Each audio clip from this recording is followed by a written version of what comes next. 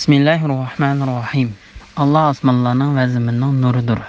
Allohning mo'min bandasining qalbidagi nuri xuddi chiroq qo'ydigan tekchiga o'xshaydi. Uningda chiroq bordir. Chiroq shishaning ichidadir. Shisha go'yo nurliq yulduzdir. Chiroq muborak zaytun daraxining yig'i bilan yoritilgan.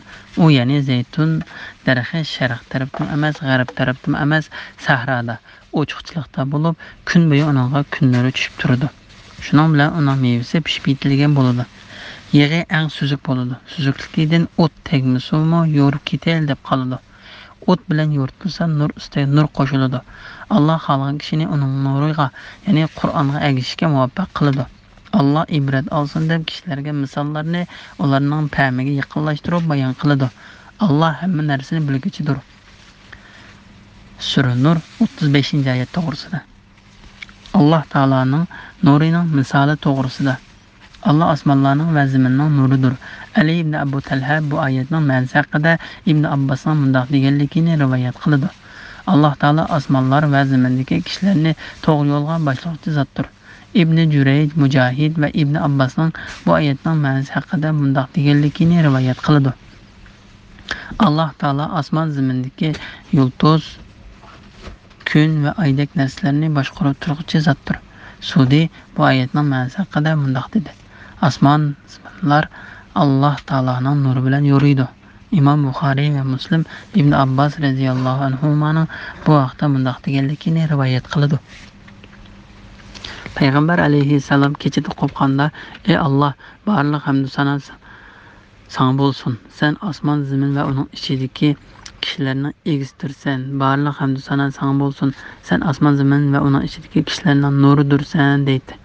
Ibn Mas'ud bundoq dedi: Parvardigoringning dargohida kecha yoki kunduz deydigan narsa yo'q.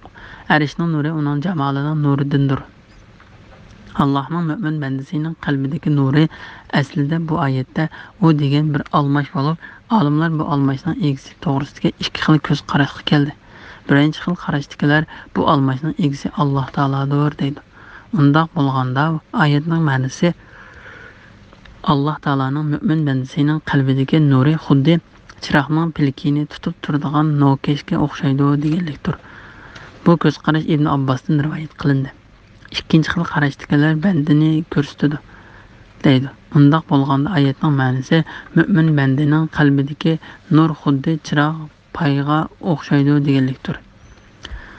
Bo'ladi. Ya'ni mo'minning qalbi uning tabiatiga singdirilgan hidoyat va tabiatidagi hidoyatga uyg'un keladigan Qur'onni qabul qilishda, yig'ib aytganda mo'minning qalbi sofliqda, nefis va esil aynakdan yasalgan chiroqning pilkini tutib turadigan nokashga o'xshaydi. Mo'minning qalbining Qur'ondan va shariatdan hidoyat izlashi bo'lsa, nurida g'uvoliq va lapildash yo'q bir xil yorug'liq tashlab turadigan suvsuzuk esil yoqqa o'xshaydi deganlik bo'ladi. Alloh taolo tabiatiga hidoyat singdirilib ketgan kishining Qur'onga asoslanganligi to'g'risida bundoq dedi. Parvardigor tarafidan kelgan ro'shan dalil, ya'ni Qur'onga asoslangan odam, ya'ni Muhammad alayhissalom hayoti dunyoni ko'zlaydigan kishilar bilan o'xshashmi?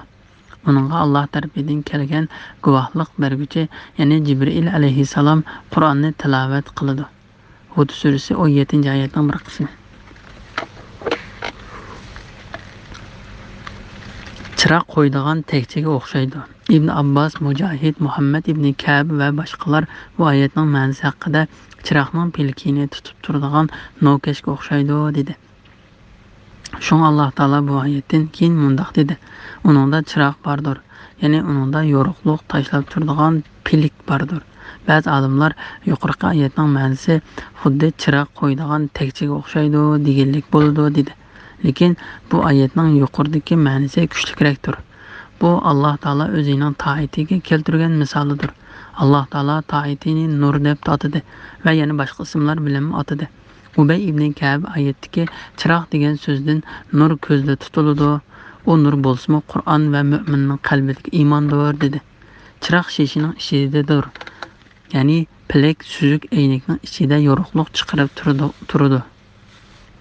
Ubay ibn Ka'b va boshqalar bu oyatning ma'nosi haqida bu mo'minning qalbiga keltirilgan misoldir dedi. Shisha go'yo nurliq yulduzdir. Chiroq muborak zaytun daraxining yig'i bilan yo'rtilgan. Ya'ni chiroqqa qo'yilgan yog' muborak zaytun daraxining yig'idir. U ya'ni zaytun darxi sharq taraf emas, g'arb tarafdan emas. Sahroda ochiqlikda bo'lib, kun bo'yi uningga kun nuri tushib turdi. Shuning bilan uning mevasi pishib yetilgan bo'ladi. Ya'ni zaytun darxi kun chiqqanda va kun kirib ketganda, kun tushmay qolgan yer sharq yoki g'arb tarafda bo'lmasdan, balki kun chiqqandan tortib toki kun kirib ketguncha kun tushib turadigan sharq bilan g'arbning o'ttirig'i keladigan yerdadir. Shuning uchun u daraxtning yig'i suzuk va kuyikchanligi yuqori bo'ladi.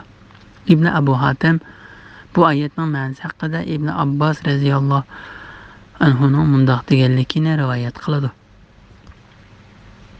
U boshqa bir daraxtning, tog'ning yoki o'nkurning soyasi tushmaydigan va atrofida o'rab turgan hech narsa yo'q sahrodagi daraxtdir. Bundoq daraxtning yig'ining sifati yaxshi bo'ladi. Mujohid va Said ibn Jubayr qatorliqlarmi bu oyatning ma'nosi haqida yuqorida so'zlab o'tilgan ma'nolarga o'xshash ma'nolarni bayon qildi. Yig'i eng suzuk bo'ladi. Suzukligidan o't tegmasimi yo'rib ketayli deb qoladi. O't bilan yo'rtilsa nur ustiga nur qo'shiladi. Avfi bu oyatning ma'nosi haqida Ibn Abbosning mundoq deganligini rivoyat qiladi. Bu oyatdan bandaning iymoni va yaxshi amal ibodatlari ko'zda tutiladi. Sudi o't bilan yog'ning nuri bir yerga kelib, ondan yo'riq beradi. Biri yana birsiz yo'riqlik bera olmaydi. Qur'onning nuri bilan iymonning nuri ham shunga o'xshaydi. Bu ikkisining biri yana biridan ayrilib ketilmaydi dedi. Alloh taolo xohlagan kishini uning nuriga, ya'ni Qur'onga ergashishga muvaffaq qiladi. Ya'ni Alloh taolo o'zi xohlagan kishini to'g'ri yo'lga boshlaydi. İmam Ahmed Abdullah ibn Amirning bu haqda mundoq deganligini rivoyat qiladi. Payg'ambar alayhissalomning shak shubasizki Alloh taolo bandalarini ma'naviy qorong'ulikning ichiga yaratdi. Ondan shu kuni ularning ustiga o'zining nuridan tashdi. Alloh taoloning nuri kimga chechilgan bo'lsa, u hidoyat topdi. Kimga nur chechilmagan bo'lsa, u ezib ketdi. Şoňa men Allah Taalaның ilmini yazadigan qalamning siyasi qurib ketdi deyman deganligini anglagan edim. Alloh Taala oyatning 5-ida mu'minning qalbidagi nurga misol keltirib o'tgan edi. Oyatning oxirida bo'lsa, u o'z so'zi bilan tugatdi. Allah ibrat olsun deb kishilarga misollarni ularning fahmiga yaqinlashtirib bayon qiladi. Allah hamma narsani bilguchidir. Ya'ni Alloh taolo azg'unlikqa loyiq bo'lganlarning ichidan kimning hidoyatga loyiq ekanligini obdan biladi. Bismillahirrohmanirrohim. Allohning ulug'lanishi va ismning yod etilishi buyurilgan masjidlarda mu'minlar atigan oqshomda tasbih aytib turadi. Ular shundoq erlarki, savdo setiq ularni Allohni zikr qilishdan, namoz o'tashdan, zakot berishdan g'aflatda qoldirmaydi. Ular dillar va ko'zlari qalayma-qalashib ketadigan kun, ya'ni qiyomat kunidan qo'rqadi. Allohni o'zlarining qilgan yaxshi amallariga mukofot bersin va o'zining fazlidan oshirib bersin deb ular shundoq ibodatlarni qildi. Alloh xohlagan odamga hisobsiz rizq berdi. Sura Nur 36, 37, 38 oyat to'g'risida. Masjidlarning fazilati va uning kirgan chiqqanda rivoyat qilinadigan qoida usullar va uning hurmatini saqlovchilarning fazilati to'g'risida.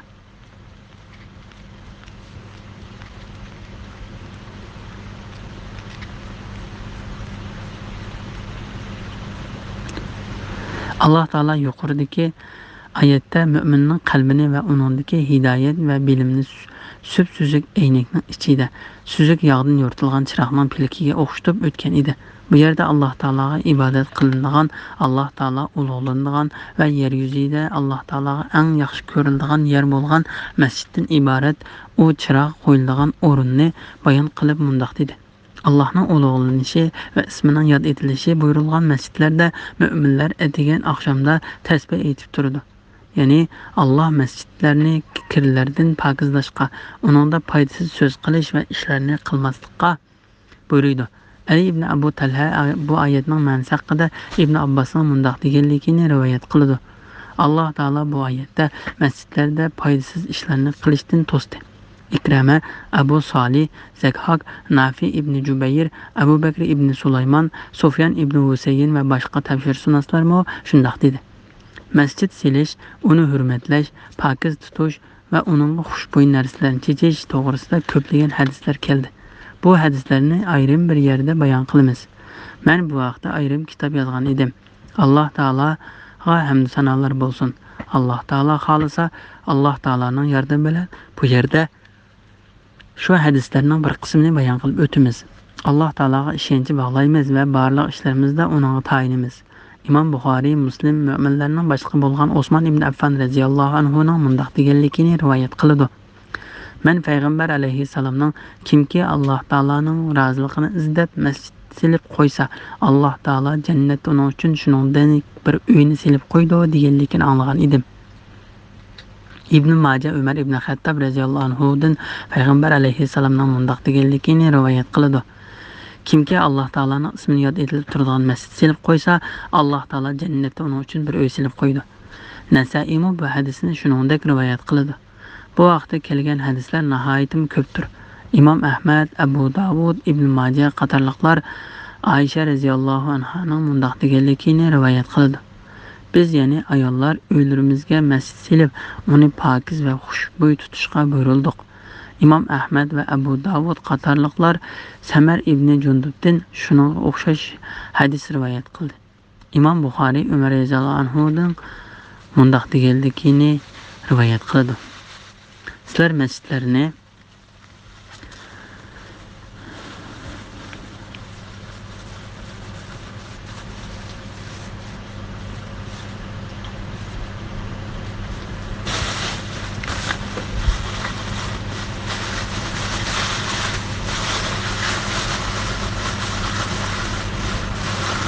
Sizlar masjidlarni kishilarga soya tashlagudek qilib silanglar. Kishilarning diqqatini chachmaslik uchun uni qizil yoki sariq rangda bo'ymanglar. Abu Davud ibn Abbosdan payg'ambar alayhissalomning mundaq deganligini rivoyat qiladi. Men masjidlarni zinnatlashga buyurilmadim. İbn Abbos payg'ambar alayhissalomning bu hadisni mundaq izohladi. Ya'ni men Yahudi va xristianlardek masjidlarni zinnatlashga buyurilmadim. İmam Ahmad, Abu Davud, Nasai ve İbn Majah qatorliqlar Anes'tin payg'ambar alayhissalomning mundaq deganligini rivoyat qiladi. Taki kishilar masjid silishlari bilan faxrlanmaguncha qiyomat qoyim bo'lmaydi. Burayda mundaq rivoyat qiladi. Bir kishi masjidda yutib ketgan narsasini e'lon qilib, kim menga yutib ketgan tugamni tepib berdi dedi. Andan payg'ambar alayhissalom topolmag'aysan, masjid ibodat qilish uchun silingandir dedi. Bu hadisni Imom Muslim rivoyat qildi. Tirmizi Abu Hurayra radhiyallohu anhudan payg'ambar alayhissalomning mundaq deganligini rivoyat qiladi. Sizlar masjiddan narsa sotgan yoki setib olgan odamni ko'rsanglar, Alloh taolo tijoratinglarga foyda bermasin denglar. Masjidda yutib ketgan narsani e'lon qilgan odamni ko'rsanglar, Alloh taolo u narsani qaytarib bermasin denglar. Imom Buxoriy Sa'id ibn Yazid Kindining mundaq deganligini rivoyat qiladi. Men masjidda edim, menga birisi tosh otdi. Men qarog'udak bo'lsam, u Umar ibn Xattab ekan. U menga berib, "Av ikkisini chaqirib kel" dedi. Men berib, u ikkisini chaqirib keldim. Umar "Ikkanlar kim yoki ikkanlar qayerlik?" bu so'zning birini qildi deb so'radi. Ular "Biz Toiflik" dedi. Umar "Agar sizlar bu yerlik bo'lib qolgan bo'lsanglar, ikkanlarni qamchilaydim." Payg'ambar alayhissalomning masjidda nemish ovozlarini yuqori ko'tarasizlar dedi. İmam Nasai İbrahim ibn Abdurrahman ibn Avf'ning mundaq deganligini rivoyat qiladi. Umar radhiyallohu anhu masjidda bir kishining vaqirgan ovozini anglab qilib, uningga "Sen o'zingni qayerda turayotganligini bilamsan" dedi.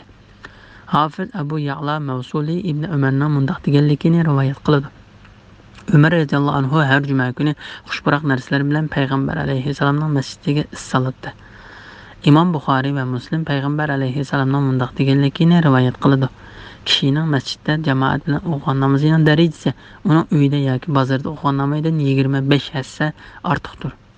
Undaq bo'lishi, u kishi tahoratni to'liq elib masjidga mangsa, uydan faqat namoz uchun chiqqan bo'ladi. Shuning bilan uning har bir qadim bilan bir daraja yozilib, bir xatolik o'chirilib turadi. U namoz o'qib bo'lib, joyida jim o'ltirsa,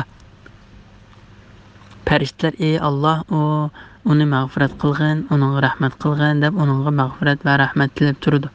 U yana birər namozni saqlab o'tirgan bo'lsa, xuddi namozning ichida turgandek savobga erishadi. Abu Davud va Tirmiziy mundaq bir hadisni rivoyat qildi.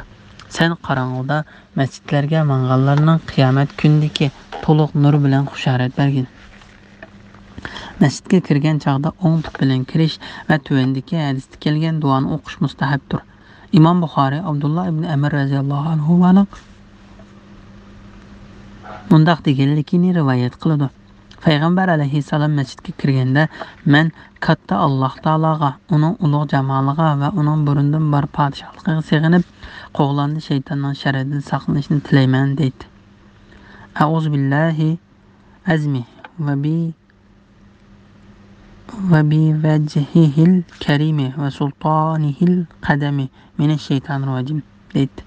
Agar mushtuani o'qisa, shayton bu bugun mening ozdirishimdan saqlanib qoldi deydi. İmam Muslim Peygamber aleyhisselam'dan mundaq deganligini rivoyat qiladi. Masjidga kirganinglarda ey Alloh, menga rahmatining ishlarini ichib bergin danglar.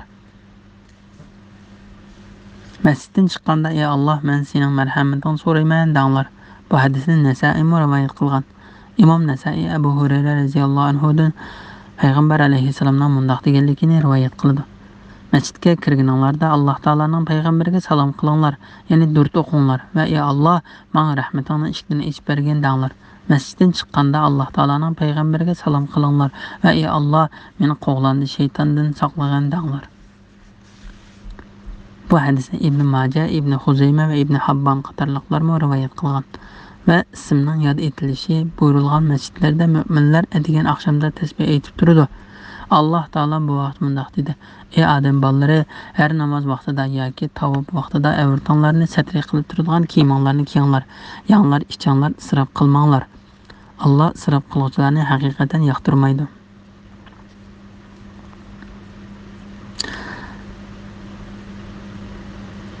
A'rof surasi 31-oyat. Ey Muhammad, aytqinki, Parvardigorim men adil bo'lishga buyurdi. Har bir sajda qilganda butunlay Allohga yuzlaninglar. Allohga ixlos bilan ibodat qilinglar. A'rof surasi 29-oyatning bir qismi. Masjidlar Allohga xosdir. Allohga qo'shib hech kimga ibodat qilmanglar. Jin surasi 18-oyat. Va ismning yod etilishi buyurilgan masjidlarda İbn Abbas bu oyatning ma'nosi haqida Alloh taolaning kitobi o'qiladigan masjidlarda mu'minlar degan oqshomda tasbih aytib turdi dedi. Ular shundoq erlarki, savdo setiq ularni Allohni zikr qilishdan, namoz o'tishdan, zakot berishdan g'aflat qoldirmaydi. Alloh taolo bu vaqtda mundaq dedi: Ey mu'minlar, mollaringlar va bolalaringlar sizlarni Allohning zikridan, ya'ni Allohning toat ibodatidan g'aflat qoldirmasin. Kimlarki shunday qiladi ekan, ular ziyon tortquchilardir. Munofiqon surasi 9-oyat. Ey mu'minlar, juma kuni juma namozida azan aytilsa, uni Allohni yod etishga, ya'ni juma xutbasini anglashga va juma namozini ado qilishga aldirab beringlar. Ilm setimni qo'yib turinglar. Agar bilsanglar, bu sizlar uchun yaxshidir. Yaratgan va ularga rizq berib turuvchi Parvardigorni yod etib turishdan to'sib qo'ymasin. Ular bilsinki, Alloh taolaning dargohidagi narsa qo'llaridagi narsadan yaxshi va foydalidir. Chunki ularning qo'llaridagi narsalar tugaydi, lekin Alloh taolaning dargohidagi narsalar tugmaydi. Shun Alloh taolo mundaq dedi: Ular shundoq erlarki, savdo setiq ularni Allohni zikr qilishdan, namoz o'tishdan, zakot berishdan g'aflat qoldirmaydi.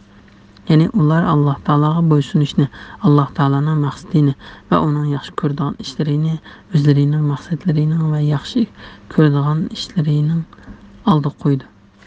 Salim mundaq bir hadisni rivoyat qildi. Ibn Umar radhiyallohu anhu bozorda edi. Namozga azon o'qilgan edi. Musulmonlarning hammasi do'konlarni taqib namoz o'qish uchun masjidga kirishdi. Ibn Umar radhiyallohu anhu mana mushular to'g'risida Alloh taolaning ular shundoq erlarki, savdo setiq ularni Allohni zikr qilishdan, namoz o'tishdan, zakot berishdan g'aflat qoldira olmaydi degan oyat tushgan dedi. Bu asarni Ibn Abu Hatim va Ibn Jarir rivoyat qilgan. Ular shundoq erlarki, savdo setiq ularni Allohning zikrini qilishdan g'aflat qoldira olmaydi. Ali ibn Abu Talha ibn Abbasning bu oyatning ma'nosi haqida mundaq deganligini rivoyat qiladi. Sod sitaq ularni farz namozlarni o'qishdan g'aflat qoldirmaydi. Muqotil ibn Hayyan va Rabiya ibn Anas bu oyatning ma'nosi haqida mundaq dedi. Sod sitaq ularning namozini jamoat bilan o'qishga qarshilik qilmaydi dedi. Muqotil ibn Hayyan bu oyatning ma'nosi haqida sod sitaq ularning namozga kelishiga, namozni Alloh taolo buyurgandek ado qilishiga, uni o'z vaqtida va shartlariga rioya qilib o'qishiga qarshilik qilolmaydi dedi. Ular dillar va ko'zlar qalayim-qalashib ketadigan kun, ya'ni qiyomat kunidan qo'rqadi. Ya'ni ular qattiq qo'rqqanlikdan va ahvolning og'irligidan dillar va ko'zlar qalayim-qalashib ketadigan qiyomat kunidan qo'rqadi. Alloh taolo bu vaqt mundaq dedi: ularni qiyomat kunidan ogohlantirgan. U chaqlar dillar qo'rqinishning qattiqligidan bo'g'izlariga qoplashib oladi. Ular qayg'u-hasratga to'ladi. Mü'min surasi 18-oyatning bir qismi. Zalimlarning qilmishlaridan Allohni bexabar deb o'ylamagan. Alloh ularni jazolashning shu kunning dahshatidan ko'zlar chekchib qolgan kungacha, ya'ni qiyomat kunigacha kechiktirdi. İbrahim surasi 42-oyat. O'zi muhtoj turoqliq miskinga, yetimga va asirga taom berdi. Ular aytdi: "Sizlarga biz Allohning roziligi uchun taom beramiz. Sizlardan buning badaliga hech qanday mukofot va tashakkur talab qilmaymiz. Shubhasizki, biz Parvardigorimiz tarafidan maydonga keltirilgan og'ir qattiq kundan qo'rqamiz. Alloh ularni shu kunning sharridan saqlaydi. Ularning yuzlariga nur, dillariga xushallik ato qiladi. Ularning sabr toqatlari uchun Alloh taolo ularni jannat bilan va u yerdagi ipak liboslar bilan mukofotlaydi." Inson surasi 8, 9, 10, 11, 12-oyat. Allohni o'zlarining qilgan yaxshi amallariga mukofot bersin va o'zining fazlidan oshirib bersin deb ular shunday ibodatlarni qiladi.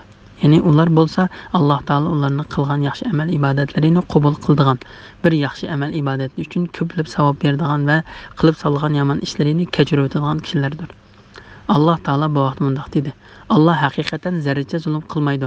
Agar kishining zarracha yaxshiligi bo'lsa, Alloh uni assilib ziyoda qiladi. O'z dargohidan buyuk ajr, ya'ni jannat ato qiladi. Nisa surasi 40-oyat. Biror yaxshilik qilgan odam 10 hassa ortiq savob ega bo'ladi. An'am surasi 160-oyatning bir qismi. Kimki Allohga qarz asana berdi ekan, Allohning yo'lida pulni xushallik bilan sarf qildi ekan, Alloh unga necha hassa, ya'ni 10 hassadan 700 hassagacha ko'p qaytaradi. Baqara surasi 245-oyatning bir qismi. Alloh xohlagan bandasiga assilib savob berdi. Baqara surasi 261-oyatning bir qismi. Alloh taolo bu vaqt mundaq dedi: Alloh xohlagan odamga hisobsiz rizq beradi. Bismillahirrohmanirrohim. Kofirlarning yaxshi amal deb o'ylagan amallari bayovandagi sarafga o'xshaydi. Tashna odam uni suv deb gumon qiladi. Uning yoniga kelsa hech narsa ko'rinmaydi, ya'ni suv ko'rmaydi. U Allohning o'z amalining yenida kuzatib turuvchi ekanligini bayqaydi. Alloh uning qilmishiga tegishli jazo beradi. Alloh tez hisob olg'uchidir. Yoki ularning yaxshi deb gumon qilgan amallari cho'nqur dengizdagi qorong'ulikqa o'xshaydi. Uni yer, ya'ni dengizni qatma-qat to'lqinlar va to'lqinlarning ustidagi qora bulutlar qoplab turadi. Mana bu qatma-qat qorong'uliklardir. Bu qorong'ulikqa giribtor bo'lg'uchi qo'lini uzatsa, barmoqlarini ko'rolmaydi. Alloh nur ato qilmasa, kim bo'lmasin nurni ko'rolmaydi. Ya'ni Alloh hidoyat qilmagan odam hargiz hidoyat topmaydi. Sura Nur 39-40-oyat to'g'risida.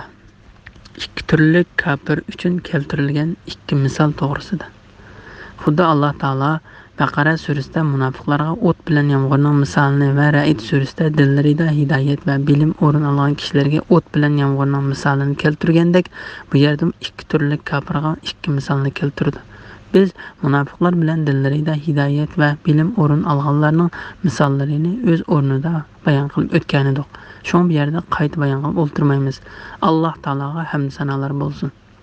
Bu yerda kafirlarga keltirilgan o ikki misolning birinchisi bo'lsa, amaliyotda hech qanday foydali ish ustida bo'lmasin, o'zlarini yaxshi amallarni qilyapmiz va to'g'ri e'tiqoddamiz deb o'ylaydigan, boshqalarni kafirlikqa chaqiradigan kafirlarga keltirgan misollardir. Bu kafirlarning misoli izdiqqa o'xshaydi. ussab qolgan odam ovini ko'rsa, uni suv deb gumon qiladi da ichkili boradi. Uning yana borganda bo'lsa, uni topolmaydi.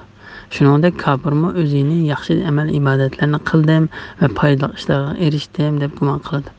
U qiyomat kuni Alloh taolaning oldiga borganda, Alloh taolo uning bilan hisoblashganda va qilmishlaridan so'raganda o'zining qilgan yaxshi ishlarining birining qabul bo'lmaganligini ko'rdi. Qabul bo'lmaganligi ixlosning bo'lmaganligidan yoki qilgan ishlarining shariatning o'lchamiga tushmaganligidandir. Alloh taolo bu vaqt bunday dedi: biz ularning qilgan yaxshi amallarini bir taraf qilib, uni uchib yurgan to'zonda qilibmiz. Ya'ni ular iymonsiz bo'lganlikdan qilgan yaxshi amallarini yo'qqa chiqaramiz. Furqon surasi 23-oyat. Alloh taolo bu oyatda bunday dedi: u Allohning o'z amalining yinida kuzatib turuvchi ekanligini bayqaydi. Alloh uning qilmishiga tegishli jazo beradi. Alloh tez hisob olg'uchidir. Ubay ibn Ka'b, ibn Abbas, Mujahid, Qatada va boshqalar bu vaqtda shunday dedi. Imom Buxoriy va Muslim bunday bir hadisni rivoyat qildi. Qiyomat kuni yahudiylarga sizlar nimaga ibodat qilgan edinglar deyiladi. Ular Alloh taolaning o'g'li Uzayrga ibodat qilgan edik deydi. Ularga Alloh taolaning bolasi yo'q tursa, sizlar yolg'on aytdinglar, sizlar nima talab qilasizlar deyiladi. Ular: ey Parvardigorimiz, biz usab ketdik, bizga suv bergan bo'lsang deydi. Ularga qaramamsizlar deyiladi. Shuning bilan o't ularga to'p-to'piga qatlanib ketgan izqidek qilib beriladi. Ular uni suv deb gumon qilib o't tarafga boradi-da bir-birlab o'tning ichiga tushadi.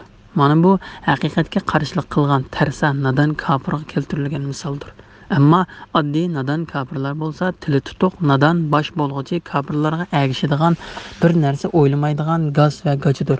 Alloh taolo uning misoli to'g'risida bunday deydi: yoki ularning yaxshi deb gumon qilgan amallari cho'nqur dengizdagi qorong'ulikqa o'xshaydi. U ya'ni dengizni qatma-qat to'lqinlar va to'lqinlarning ustidagi qora bulutlar qoplab turadi. Mana bu qatma-qat qorong'uliklardir. Bu qorong'ulikqa giribtor bo'lg'uchi qo'lini uzatsa, barmoqlarini ko'rolmaydi. Mana bu oddiy nadan boshlab mang'uchisining qandoq yo'lga boshlanganligini ustida o'ylamay qarog'ularcha agishadigan va boshlagan yo'lga mangadigan kofirning qalbining misolidir. Bu kofirning holati bu tamsillarda nihoyat ochiq bayon qilingandir. Uningga nega mangdang deb so'ralsa, u ular bilan bilmangdam deb javob berdi. Uningdan yana qayerga borsan deb so'ralsa, u bilmayman deydi. Mana bu qatma-qat qorong'uliklardir. Ubay ibn Ka'b bu oyatning ma'nosi haqida bunday dedi: u tövendeki 5 xil qorong'ulikning ichida aylanib yuriydi. Ya'ni uning ish harakati, kirishi, chiqishi qorong'ulik va qiyomat kun boradigan yerining do'zaxning qorong'uliklaridir. Bu oyatning ma'nosi haqida Sudi va Rabi ibn Anaslar shunday dedi: Alloh nur ato qilmasa, kim bo'lmasin nurini ko'rolmaydi. Ya'ni Alloh hidoyat qilmagan odam hargiz hidoyat topmaydi. Ya'ni Alloh taolo kimni hidoyat qilmasa, u halok bo'ladi, nadan bitib qoladi, gangraydi va kofir bo'ladi. Alloh taolo bu vaqt bunday dedi: Alloh ozdirgan kishini hidoyat qiluvchi bo'lmaydi. A'rof surasi 186-oyatning bir qismi. Alloh taolo mu'minlar to'g'risida bunday dedi: Alloh xohlagan kishini uning nuriga, ya'ni Qur'onga ergashishga muvaffaq qiladi. Nur surasi 35-oyatning bir qismi. Biz katta Alloh taolodan dillarimizda o'ng va so'l taraflarimizni nur qilishni va nurlarimizni katta qilib berishni so'raymiz. Amin. Bismillahirrohmanirrohim. Allohga osmonlardagi va zamindagilarning va qanotlarini kergan holda uchib ketayotgan qushlarning tasbih aytadiganligini sen bilmamsan. Alloh har maxluqning duosini va tasbihini biladi. Alloh ularning qildigan ishlarini to'liq bilguchidir. Osmonlarning va zaminning podshohligi Allohga xosdir. Xaloyiqning oxir qaytadigan joyi Allohning dargohidir. Sura Nur 41-42-oyat to'g'risida. Barliq narsalarning Alloh taologa tasbih aytadiganligi va podshohlikning Alloh taologa xos ekanligi to'g'risida. Alloh taolo bu oyatda osmonlar va zamindagi farishtalar, insonlar, jinlar va hayvonlar, hatto jonsiz narsalarning Allohga tasbih aytadiganligini xabar berdi. Alloh taolo bu vaqt bunday dedi: 7 osmon zamin va ulardagi mahluqotlar Allohni pok deb biladi. Koinotdagi qandoqliki narsa bo'lmasin, Allohni pok deb madiylaydi. Ya'ni Allohning ulug'ligini so'zlaydi. Lekin sizlar tilanglar o'xshash bo'lmaganligi uchun ularning madisini sezmaysizlar. Allah haqiqatan bandalariga halimdir, ya'ni asiylik qilganlarni jazolashga aldirib ketmaydi.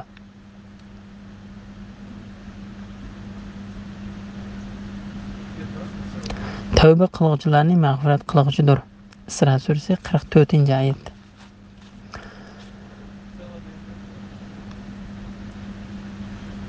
Allah'a osmonlardagi va zamindagilarning va qanotlarini kergan holda uchib ketayotgan qushlarning tasbih aytadiganligini sen bilmamsan.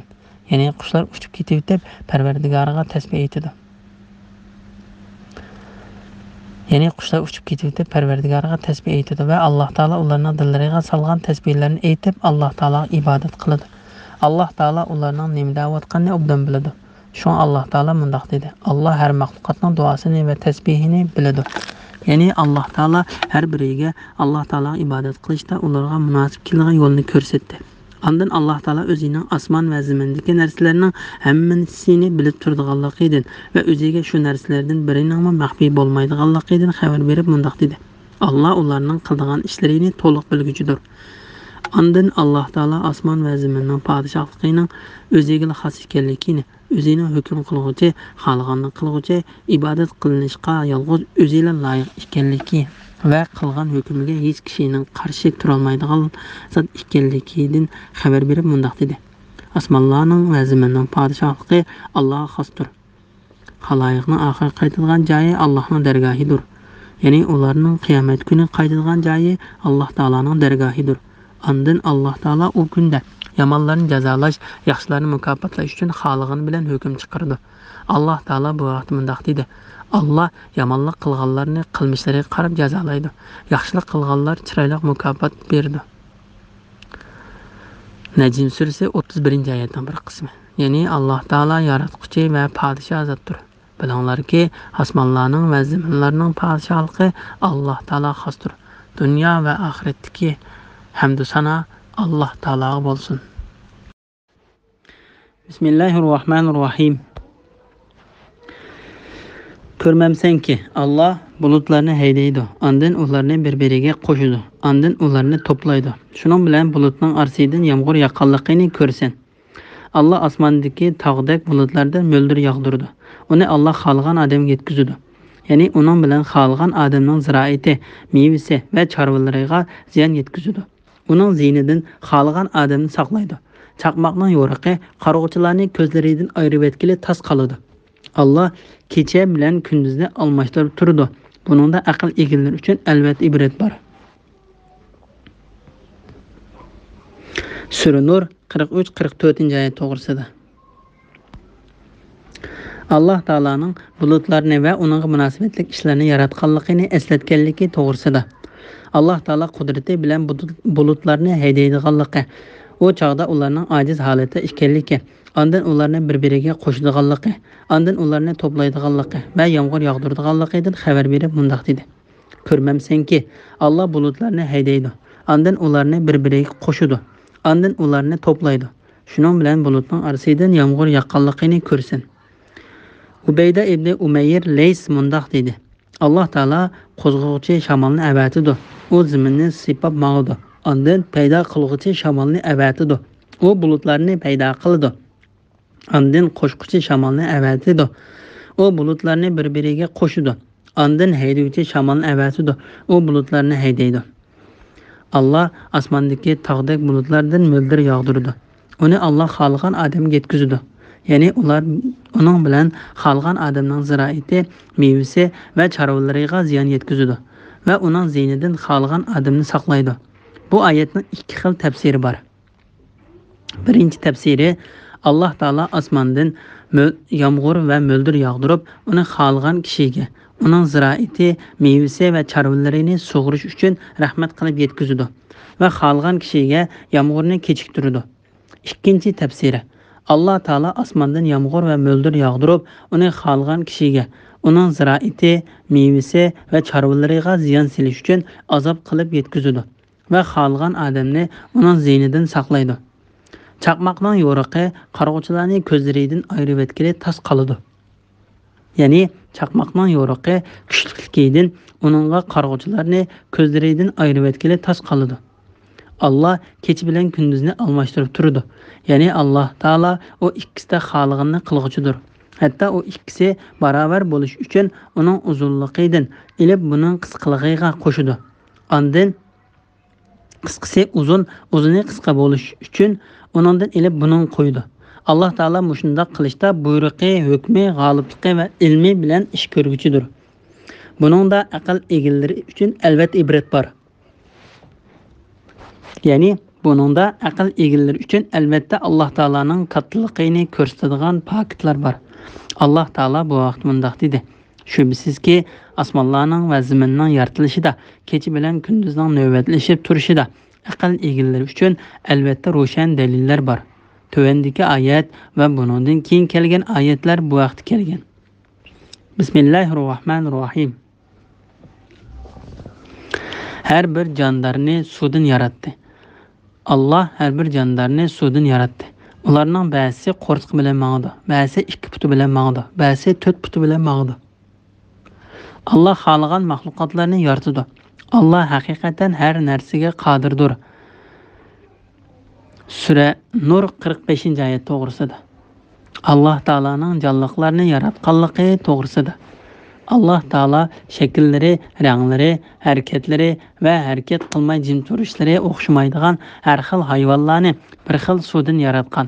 Katta qudratini va cho'ng hukmronligini aslitib mundaq dedi. Allah har bir jondarni suvdan yaratdi. Ularning ba'zisi qo'rqiq bilan mangdi. Masalan, yilon va shuning tipidagi hayvonlarga o'xshash. Ba'zi 2 put bilan mangdi. Masalan, inson va qushlarga o'xshash. Ba'zi 4 put bilan mangdi. Masalan, 4 putli hayvonlarga o'xshash. Shu Alloh taolo mundaq dedi. Allah xohlagan mahluqotni yaratdi. Ya'ni qudrati bilan xohlaganini yaratdi. Chunki Alloh taolaning xohlagani bo'ladi. Xohlamagani bo'lmaydi. Shunga Alloh taolo mundaq dedi. Allah haqiqatan har narsaga qodirdir. Bismillahirrahmanirrahim. Shubsizki biz ro'shan oyatlarni nazil qildik. Allah o'zi xohlagan kishilarni to'g'ri yo'lga boshlaydi. Sura Nur 46-oyat to'g'risida. Allah taolo bu oyatda o'zining Qur'onda nurg'unlagan hukm, hikmat, ochiq tushunishlik misollarni bayon qilganligini va aql egillarini ularni tushunish va bilishga yetaklaydiganligini bayon qiladi. Shunga Alloh taolo mundaq dedi. Allah o'zi xohlagan kishilarni to'g'ri yo'lga boshlaydi. Bismillahirrahmanirrahim. Munofiqlar Allohga va payg'ambarga iymon etdik va itoat qildik deyishdi. Ondan ulardan bir jamoa shuningdan, ya'ni iymonni da'vo qilgandan keyin shariat hukmidan yuz o'riydi. Ular haqiqatan mu'min emas. Ularning orasida payg'ambar hukm chiqarish uchun ular Allohning va payg'ambarning hukmiga chaqirilsa, ulardan bir jamoa payg'ambarning oldiga hozir bo'lishdan bosh tortdi. Agar haqiqat ularning tarafida bo'lgan bo'lsa, payg'ambar alayhisalomning haq hukm chiqarganligini bildirganliklar uchun payg'ambarga bo'ysungan holda kelishidi. Ularning dillarida munofiqlik illati bormi? Ya Muhammad alayhisalomning payg'ambarligidan gumonlanamdi. Alloh taoloning va payg'ambarning ularga adil bo'lmasligidan qo'rqamdi. Yo'q, ular Rasulullohning hukmidan boshqa baş tartqanlıqlar uchun zolimdir. Payg'ambar mu'minlarning orasida hukm chiqarish uchun ular Allohga va uning payg'ambariga chaqirilgan chaqda ular angladik va itoat qildik deyishlari kerak. Mana shunday kishilar maqsadga erishguchilardir. Allohga va uning payg'ambariga itoat qilgan, Allohdan qo'rqqan va uningga taqvodorlik qilgan kishilar baxtga erishguchilardir. Sura Nur 47, 48, 49, 50, 51, 52 ayet to'g'risida. Munofiqlarning hilisi va mu'minlarning ahvoli to'g'risida. Alloh taolo ko'ngildagi narsaning qarshisini ko'rsatgan va ig'zidlar Alloh taologa va payg'ambarga iymon etdik deb bo'ysundik deydigan munofiqlarning sifatlaridan xabar berib mundaq dedi. Munofiqlar Allohga va payg'ambarga iymon etdik va itoat qildik deyishdi. Ondan ulardan bir jamoa shuningdek, ya'ni iymonni da'vo qilgandan keyin shariat hukmidan yuz o'raydi. Ya'ni so'zi bilan amaliyati birdek emas, qilmaydigan ishni qilamiz deydi. Shunga Alloh taolo mundaq dedi: ular haqiqatda mu'min emas. Ularning orasida payg'ambar hukm chiqarish uchun ular Allohning va payg'ambarning hukmiga chaqirilsa, ulardan bir jamoa payg'ambarning oldiga hozir bo'lishdan bosh tortadi. Ya'ni ular Alloh taolo payg'ambariga tushirgan haqiqatga ergashishga chaqirilsa, undan yuz o'raydi va ergashishdan cho'nglik qiladi. Alloh taolo bu vaqtda mundaq dedi: sana nazil qilingan kitobga, ya'ni Qur'onga va sendan burun nazil qilingan kitoblarga, ya'ni Tavratga va Injilga iymon keltirdik. Davolgan kishilar, ya'ni munofiqlarni ko'rmadingmi? Ular arzini shaytonning oldiga olib bormoqchi bo'lyotdi. Halbuki ular shaytonni inkor qilishga buyurilgan. Shayton ularni cho'nqur ozdirishni xohlaydi. Ular, ya'ni munofiqlarga Alloh nazil qilgan kitob tarafga va payg'ambar tarafga kelinglar deyilsa, munofiqlarning sendan qattiq yuz o'rganligini ko'rsan. Al-Imron surasi 190-oyat. Agar haqiqat ularning tarafida bo'lgan bo'lsa, payg'ambar alayhissalomning haq hukm chiqarganligini bildiganliklar uchun payg'ambarga bo'ysungan holda kelishidi. Ya'ni agar haqiqat ularning tarafida bo'lgan bo'lsa, ular payg'ambar alayhissalomga bo'ysungan va bosh ekkan holda keladi.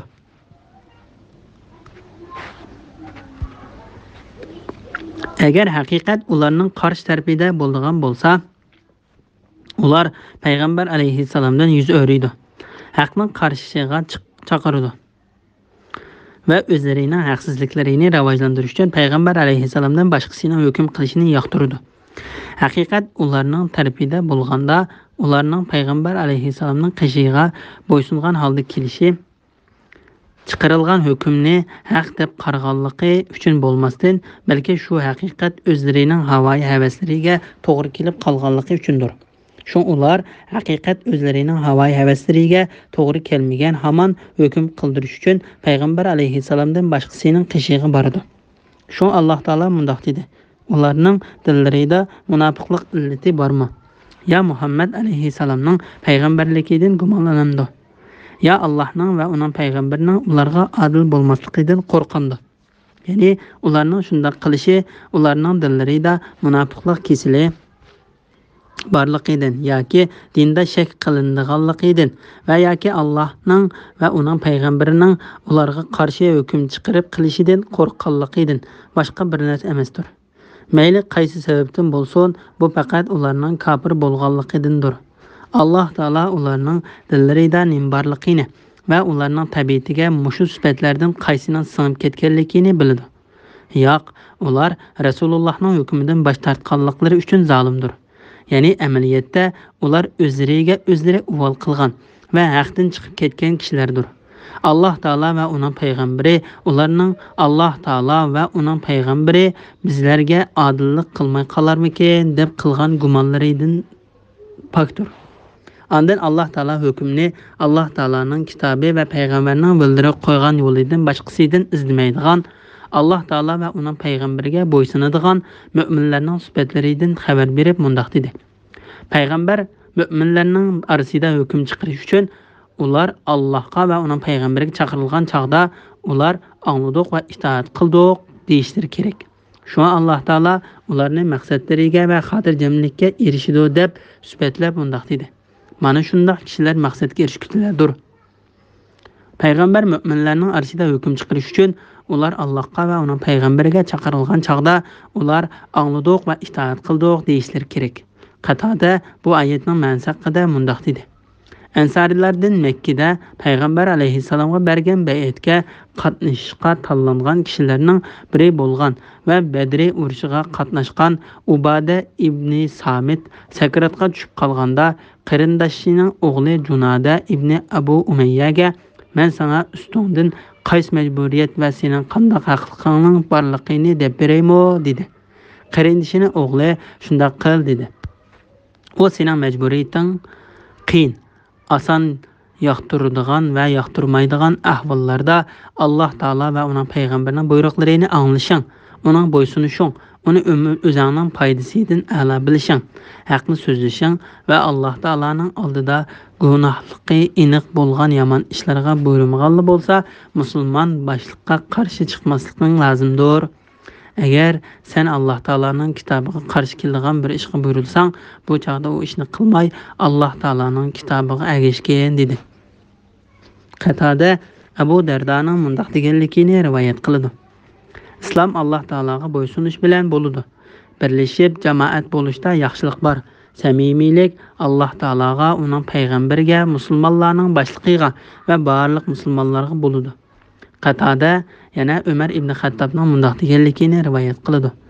Islomning tutqusi Alloh taolodan boshqa iloh yo'q va Muhammad alayhissalom Alloh taoloning payg'ambari deb guvohlik berish, namoz o'qish, zakot berish va Alloh taolo musulmonlarning ishiga ega qilgan kishiga, ya'ni musulmonlarning boshlig'iga bo'ysunishdir. Bu asarni Ibn Abu Hatim rivoyat qilgan. Alloh taolaning kitobiga, payg'ambarning ko'rsatib bergan yo'llariga va Alloh taolaga bo'ysunishga buyurgan musulmonlarning boshliqlariga bo'ysunishga buyurib kelgan hadis va asar nihoyat ko'pdir. Allohga va uning payg'ambariga itoat qilgan, Allohdan qo'rqqan va uningga tavbadorlik qilgan kishilar, ya'ni Alloh taolo va uning payg'ambari buyurgan ishlarni qilganlar va Alloh taolo va uning payg'ambar to'sgan ishlardan qaytganlar, o'tkazib salgan gunohlari uchun Alloh taoladan qo'rqqanlar va kelgusidagi ishlarida Alloh taologa taqvodorlik qildiganlar baxtga erishguchilardir. Ya'ni dunyo va oxiratda barliq yaxshilikqa erishguchi va hamma yomonlikdan saqlanib qoluvchilardir. Bismillahirrohmanirrohim. Munofiqlar agar sen ularni jihadga chiqishga amr qilsang, cho'qim chiqadiganligiga Alloh bilan kuchli qasam qiladi. Aytqinki, qasam qilmanglar. Qasaminglar yolg'on.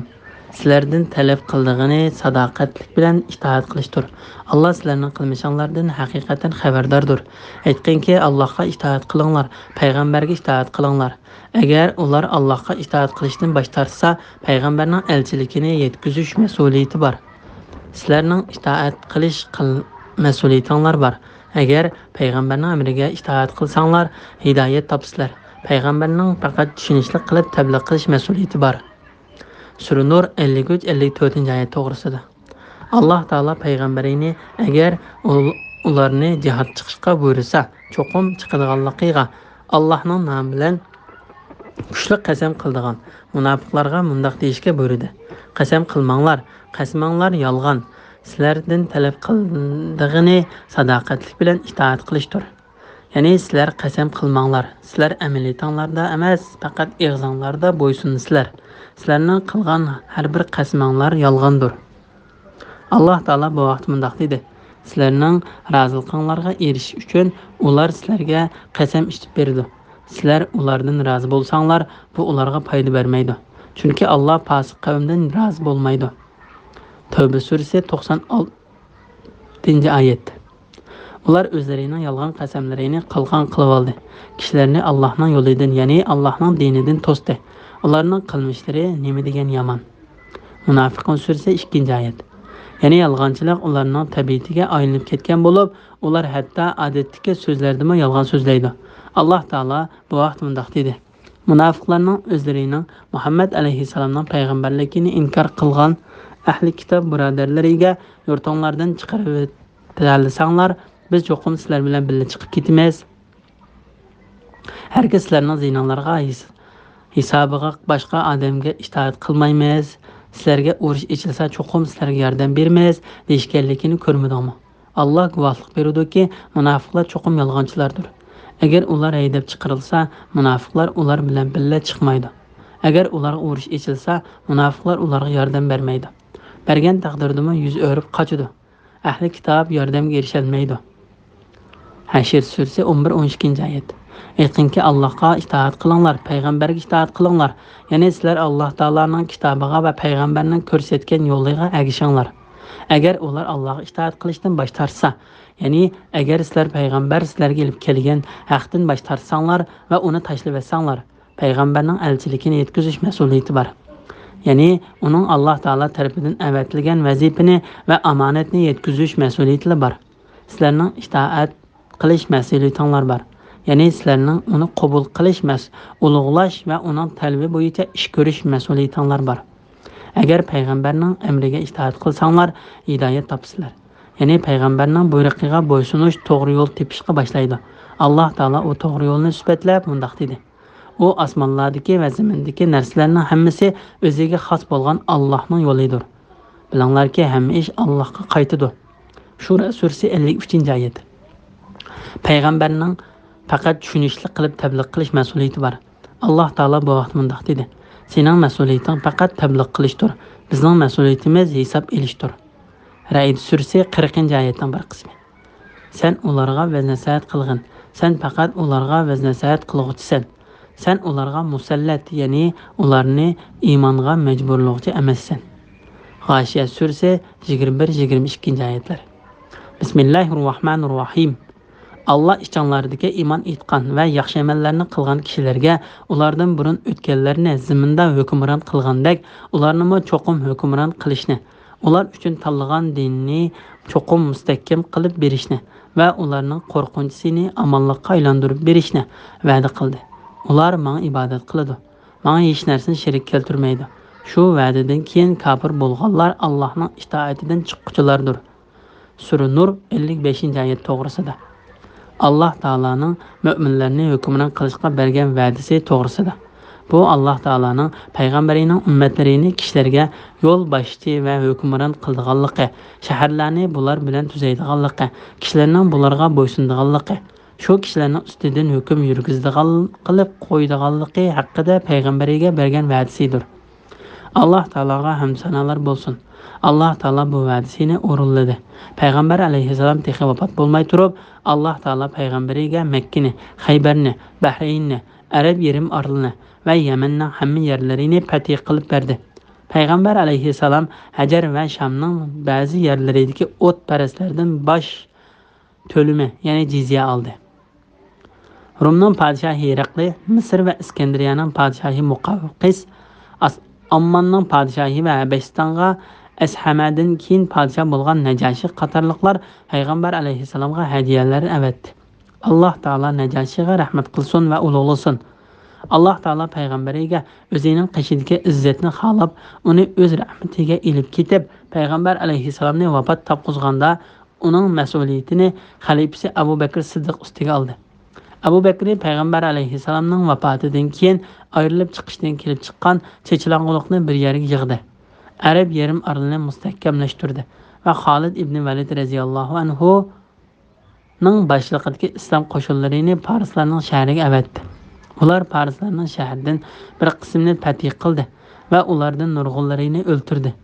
Abu Bakr Abu Ubayda va uning bilan birga bo'lgan qo'mondonlarning hamrohligida bir qism askarlarni Shamga avatdi va bir qism askarlarni Amr ibn As radhiyallohu anhu ning boshlig'ida Misrga avatdi.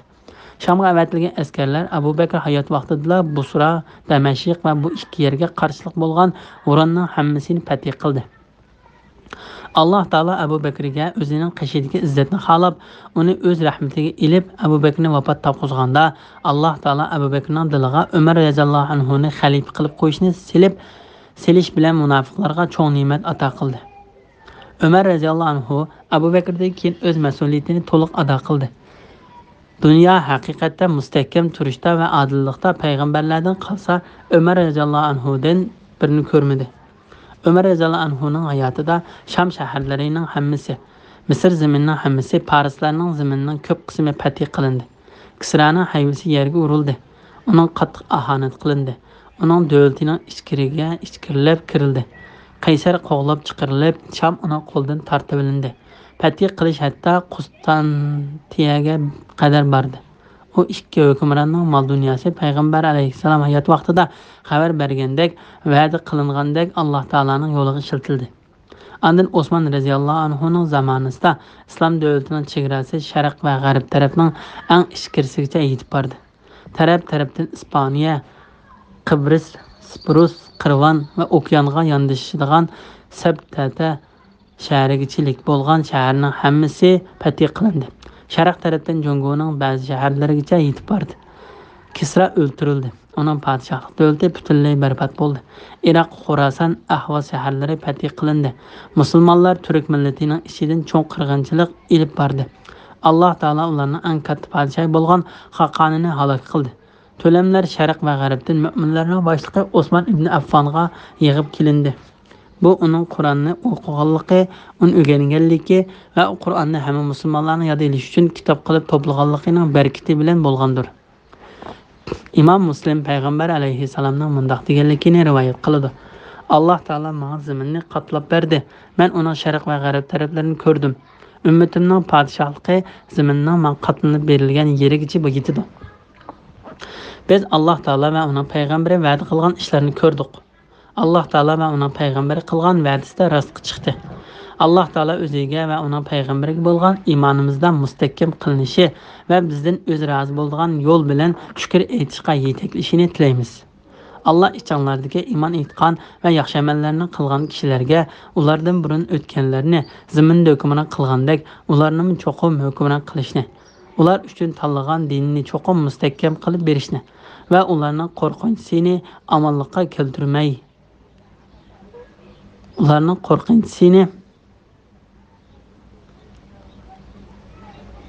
amallikqa aylantirib berishni va'da qildi. Ular menga ibodat qiladi, menga hech narsani shirik keltirmaydi. Shu va'dadan keyin kafir bo'lganlar Allohning itoatidan chiqquvchilardir. Rabi ibn Anas radhiyallohu anhu bu oyatning ma'nosi haqida Abu Aliyani mundaq deganligini rivoyat qildi. Payg'ambar alayhissalom va sahobalari Makkada 10 yilga yaqin Alloh taolo tarafga va shirik yo'q bir Alloh taologa ibodat qilishga maxfiy chaqirdi. Ular davomli qo'rqinch ichida yashaydi. Ular urush qilishga buyurilmagan edi. Keyin Madinaga hijrat qilib bo'lib, Madinaga kelgandan keyin Alloh taolo ularning kafirlar bilan urush qilishga buyurdi.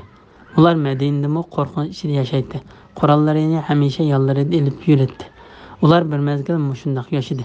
Sahobalardan biri: "Ey Allohning payg'ambari, biz menga shundoq qo'rqinch ichida yashamdimiz, bizga xotirjam va qurolsiz yashaydigan kun kelmamdi" dedi.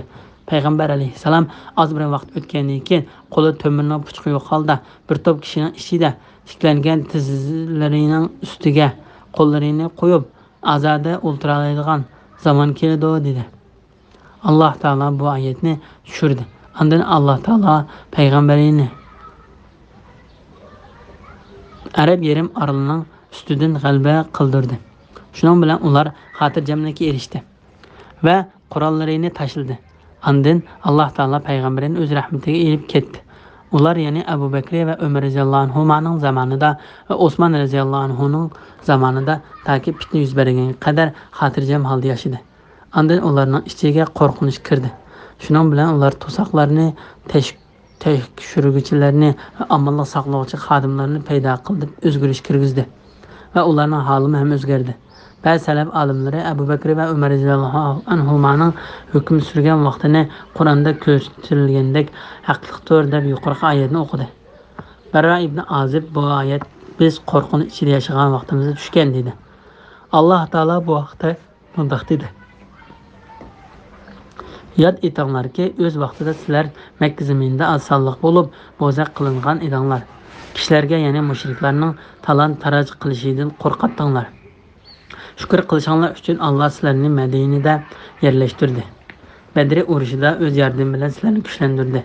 Sizlarga halol narsa, ya'ni g'animatlarni rizq qilib berdi. Anfal surasi 26-oyat.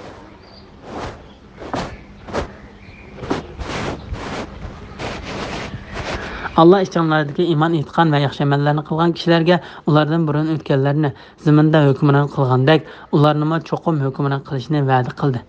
Alloh taolo ilgarilarni hukmron qilganligi to'g'risida Musa alayhissalomning qavmiga degan so'zini bayon qilib mundaq dedi: Musa parvardigoringlarning dushmanlarini halok qilishi, Misr zaminida ularning o'rniga sizlarni dastatishi, sizlarning qanday ish qilganliklaringizga qarshi muhaqqaqdir dedi.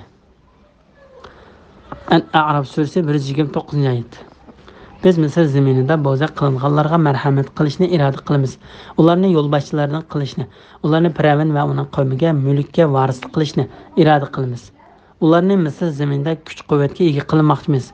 Biz Fir'avnga, Vazir Hamonga va ularning qo'shiniga ular, ya'ni bo'zaq qilinganlardan qo'rqadigan narsani, ya'ni Bani Isroilni Misr hukmron qilishni ko'rsatamiz. Qasas surasi 5-6-oyat. Ular uchun tanlagan dinni cho'qim mustahkam qilib berishni va'da qildi. Adi ibn Hatim payg'ambar alayhissalom qishiga elchi bo'lib kelganda payg'ambar alayhissalom uningga yerini bilamsan dedi. Kufaga yaqin bir yer. Adi bilmayman lekin angladim dedi.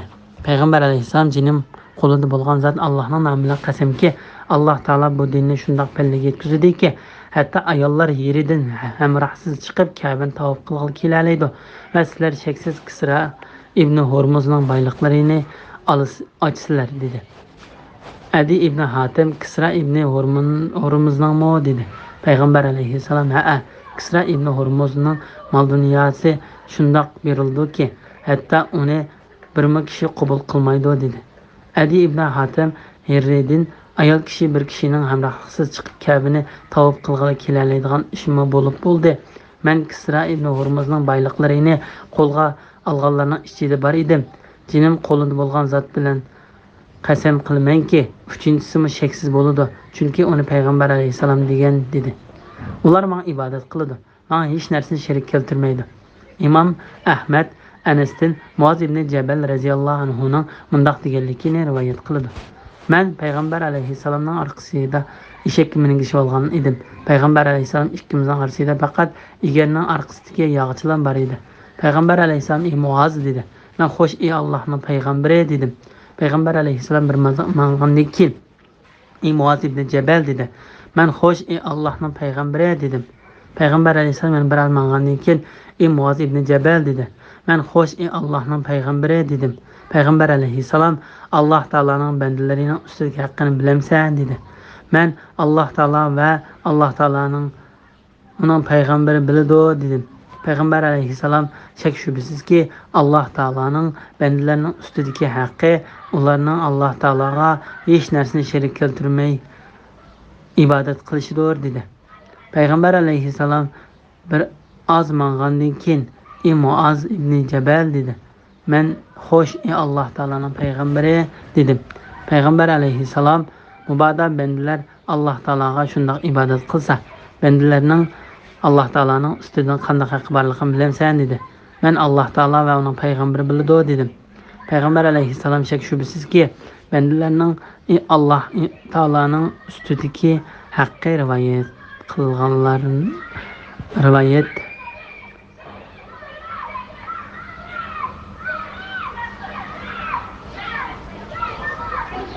bandalarning Alloh taolaning ustida qanday haqqi bor bilamsan dedi. Men Alloh taolo va uning payg'ambari bildi dedim. Payg'ambar alayhissalom shak shubhasizki bandalarning Alloh taolaning ustidagi haqqi Alloh taolaning ularni azoblamasligidir dedi. Bu hadisni Imom Buxoriy va Muslim rivoyat qilgan. Shu va'dadan keyin kafir bo'lganlar Allohning itoatidan chiquvchilardir. Ya'ni kimki menga bo'ysunishdan chiqib ketsa, u Parvardigorning buyrug'idan chiqib ketgan bo'ladi. Va sahobalar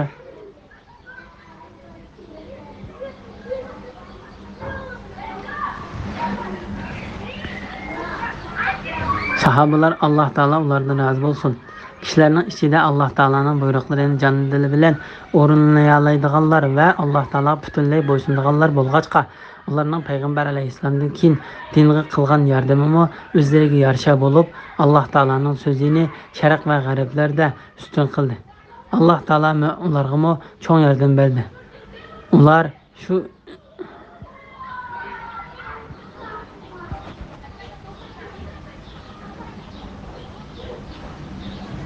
Shunga ular boshqa kishilarga va boshqa shaharlarga hukmronlik qildi. Ammo ulardan keyin kishilar Alloh taolaning ba'zi buyruqlarini o'rinlashda sil qargan edi. Ularning qalbi qilib chiqishlari o'zlariga yarasha bo'lib, burunqilarninkidan tövellab ketdi. Payg'ambar alayhissalom ummatlarining qalbi qilishlari burunqidan tövellab ketgan bo'lsa-mu, bu hargiz yo'qolib ketadigan darajaga tushib qolmaydi. Imom Buxoriy va Muslim payg'ambar alayhissalomning bu vaqtda mundaq deganligini rivoyat qiladi. Ummatimdan bir turkum kishilar haq ustida bo'ladi.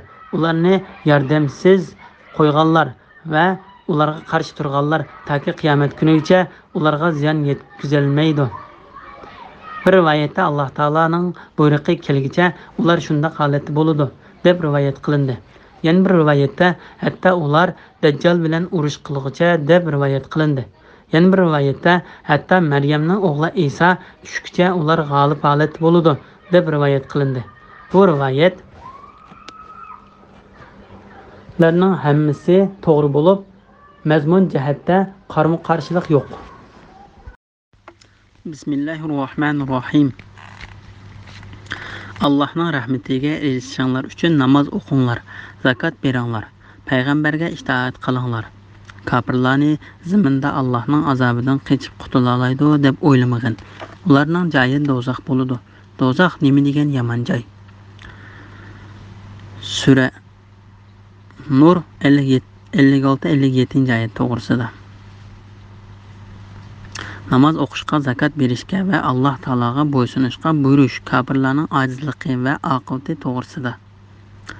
Alloh taolo mo'minlarga rahmat qilish uchun bu oyatda ularning shirki yo'q bir Alloh taologa ibodat qilishdan iborat bo'lgan namozni ado qilishga, ojiz va faqirlarga yordam qilish maqsad qilingan zakotni berishga va mushu ishlarda payg'ambar alayhissalomning ko'rsatib berganini qilishga va to'sqanda yenishga buyurdi. Kimki bu ishlarni qilsa, Alloh taolo uningga cheksiz yordam qiladi. Alloh taolo bu haqda mundaq dedi: Mümin erler, mümin ayollar bilan bir-biri bilan do'stdir. Ular kishilarni yaxshilarga qilishga buyuradi, yomon ishlardan to'sadi, namozni to'liq ado qiladi, zakot beradi, Allohga va Allohning payg'ambariga itoat qiladi. Ana shularga Alloh rahim qiladi. Tavba surasi 71-oyatning bir qismi. Kofirlarning ziminda Allohning azobidan qochib qutula oladi deb o'ylamagin. Ya'ni, ey Muhammad, sen sana qarshilik ko'rsatgan va seni inkor qilganlarni ular Alloh taolani ojiz holatga keltira oladi deb gumon qilmagin. Ular Alloh taolani hargizmi ojiz holatga keltira olmaydi. Alloh taolo ularga xohlaganini qilishga qodirdir. Alloh taolo ularni shuning asosan eng qattiq azob bilan azoblaydi. Shunga Alloh taolo mundaq dedi: Ularning joyi do'zax bo'ladi. Do'zax nima degan yomon joy? Ya'ni kofirlarning joyi nima degan yomon joy va o'rni nima degan yomon o'rin. Bismillahirrohmanirrohim. Ey mu'minlar, sizlarning qullaringlar, cho'rilaringlar va ichinglardagi balog'atga yetmagan bolalar namoz bomdoddan burun tushda uxlash uchun kiyimlarni solgan chog'inglarda va xuftandan keyin shundoq 3 vaqtda inonlarga kirsa, sizlardan ijozat so'rasin. Bu 3 vaqt sizlarning avratinglar ichilib qoladigan vaqtdir. Bu 3 vaqtdan boshqa vaqtlarda ular sizlarga kirsa, sizlarga ularga hech gunoh bo'lmaydi. Sizlar bir-biringlar bilan berish-kelish qilib tursizlar. Alloh sizlarga oyatlarni, ya'ni shariat ahkomlarini ana shunday bayon qiladi. Alloh hamman bilguchidir, hikmat bilan ish qilguchidir. Kichik bolalaringlar balog'atga yetganda ular ilgirkilar, ya'ni cho'nglar kirishda ijozat so'ragandek uyga kirishda hamma vaqt ijozat so'rasin. Allah oyatlarini, dinning ishlarini sizlarga shunday bayon qiladi. Allah hammani bilguchidir, hikmat bilan ish qilguchidir. Yotliq bo'lishni xohlamaydigan, yashangan ayollar zinnatlarini oshkorlamagan holda rida nimchaga o'xshash tashqi kiyimlarini silib etsa, erlarning oldida odatdagi kiyimlar bilan yursa, hech gunoh yo'qdir. Tashqi kiyimlarini silib etishdan saqlansa, ular uchun yaxshidir. Allah hammani anglab turguchidir, bilib turguchidir. Sura Nur 58-59-60 oyat to'g'risida. Qul, cho'ri va narisidlarning kirishiga ruxsat so'raydigan vaqtlari to'g'risida. Bu oyatlar yaqinlarning bir-biridan ruxsat so'rashi to'g'risidagi hukmni bayon qilib keldi. Biz yuqorida so'zlab o'tgan oyatlar yot kishilarning bir-biridan izni so'rashi to'g'risidagi hukmni bayon qilib kelgan edi. Alloh taolo mu'minlarning qul, cho'rilari va balog'atga yetmagan narisid bolalarini mushundoq 3 vaqtda izni so'rashga buyurib, mundaq dedi: Ey mu'minlar, sizlarning qullaringlar, cho'rilaringlar va ichinglardagi balog'atga yetmagan bolalar namoz bomdoddan burun tushda uxlash uchun kiyimlaringlarni solgan chog'inglarda va xuftandan keyin mushundoq 3 vaqtda inonlarga kirsa, sizlardan ijozat so'rasin. Bu 3 vaqtning biri namoz bomdoddan burungi vaqt. Chunki kishilar bu vaqtda o'rinlarida uxlayotgan bo'ladi. Yana biri tushlik uyqudagi vaqt. Chunki inson bu vaqtda kiyimlarini selib etib, ayol bilan birga bo'layotgan bo'lishi mumkin. Uchinchisi namoz xuftandan keyingi vaqt. Chunki bu uxlaydigan vaqt. İnsan ayol bilan birga bo'layotganda yoki shuningdek boshqa birisining ko'rib qilishni xohlamaydigan ish qilayotganda qo'l cho'rilar va kichik bolalarning tuyuqsiz uyga kirib qilishidan qo'rqqanligi uchun ular mushu 3 vaqtlarda izni so'rab kirishga buyurildi. Shunga Alloh taolo mundaq dedi: Bu 3 vaqt sizlarning avratinglar echilib qolgan vaqtdir. Bu 3 vaqtdan boshqa vaqtlarda ular sizlarga kirsa, sizlarga ularga hech gunoh bo'lmaydi. Ya'ni mushu 3 vaqtdan boshqa vaqtlarda sizlarning ularni kirgili qo'yganliginglar uchun sizlarga hech gunoh bo'lmaydi. Mubada ular mushu vaqtlardan boshqa vaqt kirib biror ishni ko'rib qolsa, ularga hech gunoh bo'lmaydi. Chunki ular asli uylaringlarga izni so'ramay kirishga ruxsat qilingan kishilardir. Chunki ular sizlarning xizmatinglar uchun bo'lamdi yoki boshqa ish uchun bo'lamdi, qashanglarga kirib chiqib turadigan kishilar bo'lib, bularga boshqalarga berilmagan kengchilik berilgandir. Bu hukmi amaldan qoldirilmagan oyat bo'lib, kishilarning bu oyatga amal qilishi nihoyatda oz bo'lg'achqa Ibn Abbos radhiyallohu anhu kishilarning bu ishda tanqid qiladi. Abu Davud Ibn Abbos radhiyallohu anhu ma'ning mundaq deganligini rivoyat qiladi. Ko'plagan kishilarning bu oyatga bo'lgan iymoni to'liq emas. Men cho'ramni qashimga kirish uchun izn so'rab kirishga buyurayman. Abu Davud Ataimo Ibn Abbosning shunday qilganligini rivoyat qildi dedi. Savariy Musa ibn Abu Aishaning mundaq deganligini rivoyat qildi. Men Sha'biydan bu oyatning hukmi amaldan qoldirildimi deb so'radim. Sha'biy yo'q, hukmi amaldan qoldirilmadi dedi. Men undaq bo'lsa kishilar bu oyatga amal qilmaydi-ku dedim. Sha'biy Alloh taolo ularning bu oyatga amal qilishiga yordamchi bo'lar dedi. Kichik bolalarning balog'atga yetganda ular ilgirkilar, ya'ni cho'nglar kirishda ijozat so'ragandek uyga kirishda hamma vaqtda izn so'raydi. Agar balog'atga yetgan bo'lsa, u 3 vaqtda emas, balki undan boshqa va hamma vaqtda izn so'raydi. Qari ayollarning tashqi kiyimlarini kiyimsin bo'lganligi to'g'risida. Yotliq bo'lishni xohlamaydigan, yashangan ayollar zinnatlarini oshkorlamagan holda rida, nimchaga o'xshash tashqi kiyimlarini silib etsa, erlarning oldida odatdagi kiyimlar bilan yursa hech gunoh yo'qdir. Said ibn Jubayr, Muqatil ibn Hayyan, Zakhak va Qatada qatorliqlar bular hayz ko'rishdan uzilgan, bol tug'ishdan to'xtab qolgan va erga ishtiyoqi yo'q ayollardir. Bu ayollarga kiyinishda boshqa ayollarga qo'yilgan cheklama yo'qdir dedi. Abu Davud Ibn Abbosning mu'minlarga aytganki, namahramlarga tikilib qaramasin, avratlarini yopsin, tashqi zinnatlardan boshqa zinnatlarini oshkorlamasin, lechaklar bilan ko'kraklarini yopsin. Nur surasi 31-oyatning bir qismi. degan oyatning hukmining ichidan yotliq bo'lishni xohlamaydigan yashangan ayollar zinnatlarini oshkorlamagan holda rida nimchaga o'xshash tashqi kiyimlarini silib etsa, erlarning oldida odatli kiyimlar bilan yursa hech gunoh yo'qdir degan oyatda bayon qilingan. Bu xildagi ayolning hukmi chiqarib olindi deganligini rivoyat qiladi. Said ibn Jubayr qari ayol zinnatlarini ko'rsatish uchun paltodek tashqi kiyimlarini silib etmaydi dedi. Tashqi kiyimlarini silibitishdan saqlansa ular uchun yaxshidir. Ya'ni tashqi kiyimlarini silibitish durust bo'lsa-mu, lekin uni salmaslik yaxshidir. Alloh hammani anglab turg'uchidir, bilib turg'uchidir. Bismillahirrohmanirrohim. Jihadga chiqolmasa amaga gunoh yo'qdir, to'kurga gunoh yo'qdir, kasalga gunoh yo'qdir. Ey insonlar, sizlar o'z o'ylaringlarda, ya'ni erlaringlarning, ayollaringlarning o'ylarida, otalaringlarning o'ylarida, onalaringlarning o'ylarida, qarindoshlaringlarning o'ylarida, hamshiralaringlarning o'ylarida, ya otanglarning qarindoshlarining o'ylarida, otanglarning hamshiralarining o'ylarida, ya onanglarning qarindoshlarining o'ylarida, ya onanglarning hamshiralarining o'ylarida, ya sizlar ochqushlarini boshqaradiganlarning o'ylarida, ya'ni uy egasi sirtqa chiqib ketib, uy bilan ochqushni sizlar topshirganlarning o'ylarida, ya do'stlaringlarning o'ylarida, ijozatsiz biror narsa yeysanglar gunoh yo'qdir. Sizlar to'plashib yeysanglarmi, yo yakki yeysanglarmi gunoh yo'qdir.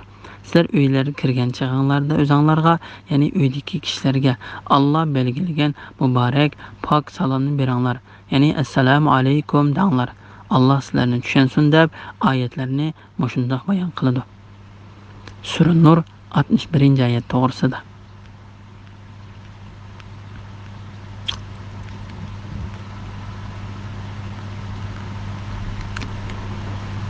Urug' tuqqanlarning uylarida ruxsatsiz bir nima yeyishning durust ekanligi to'g'risida.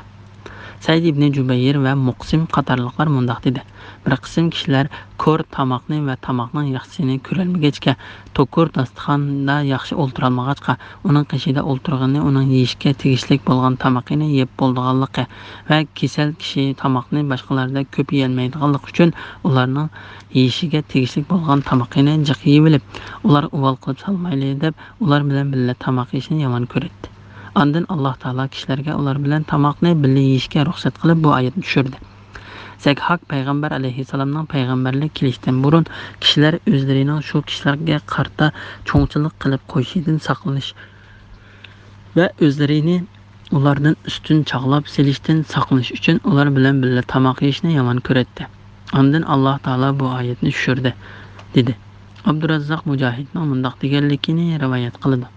Kishilar ko'r, to'kur yoki kasalni otasining, qarindishining, hamshirasining yoki hammachilarning uylariga tomoq yegizish uchun aparsa, ular bizni boshqalarning uylariga boshlab opardikan deb u uylarga berishni yomon ko'radi. Shuning bilan bu oyat ularning boshlab berilgan uyga berishni ruxsat qilib tushdi, dedi. Sudi bir kishi otasining, qarindishining yoki o'g'lining uylariga ular uyda yo'q vaqtda kirsa, uydagi ayol oldiga tomoq elib kelsa, kirguchi uyning egisi bo'lgan er yo'q deb tomoqdan yemaydi. Shuning bilan Alloh taolo bu oyatni tushirdi, dedi. Insonlar, sizlar o'z uylaringlarda, ya'ni erlaringlarning, ayollaringlarning uylarida ijozatsiz bir nima yeysanglar gunoh yo'qdir. Bu oyat ballarının uylarida o'z ichiga oladi. Chunki Alloh taolo ballarning uylarining hukmini ayrim bayon qilmadi. Shunga bir insonning balasining mol dunyosi o'zining mol dunyosining o'rnida deydigan ba'zi olimlar o'zlarining bu ko'z qarashiga yuqoridagi oyatni dalil qilib keltirdi. Imom Ahmad va Ibn Majah payg'ambar alayhissalomning bu vaqtda mundaq deganligini rivoyat qildi. Sen va mol dunyoying dadangga tavadur.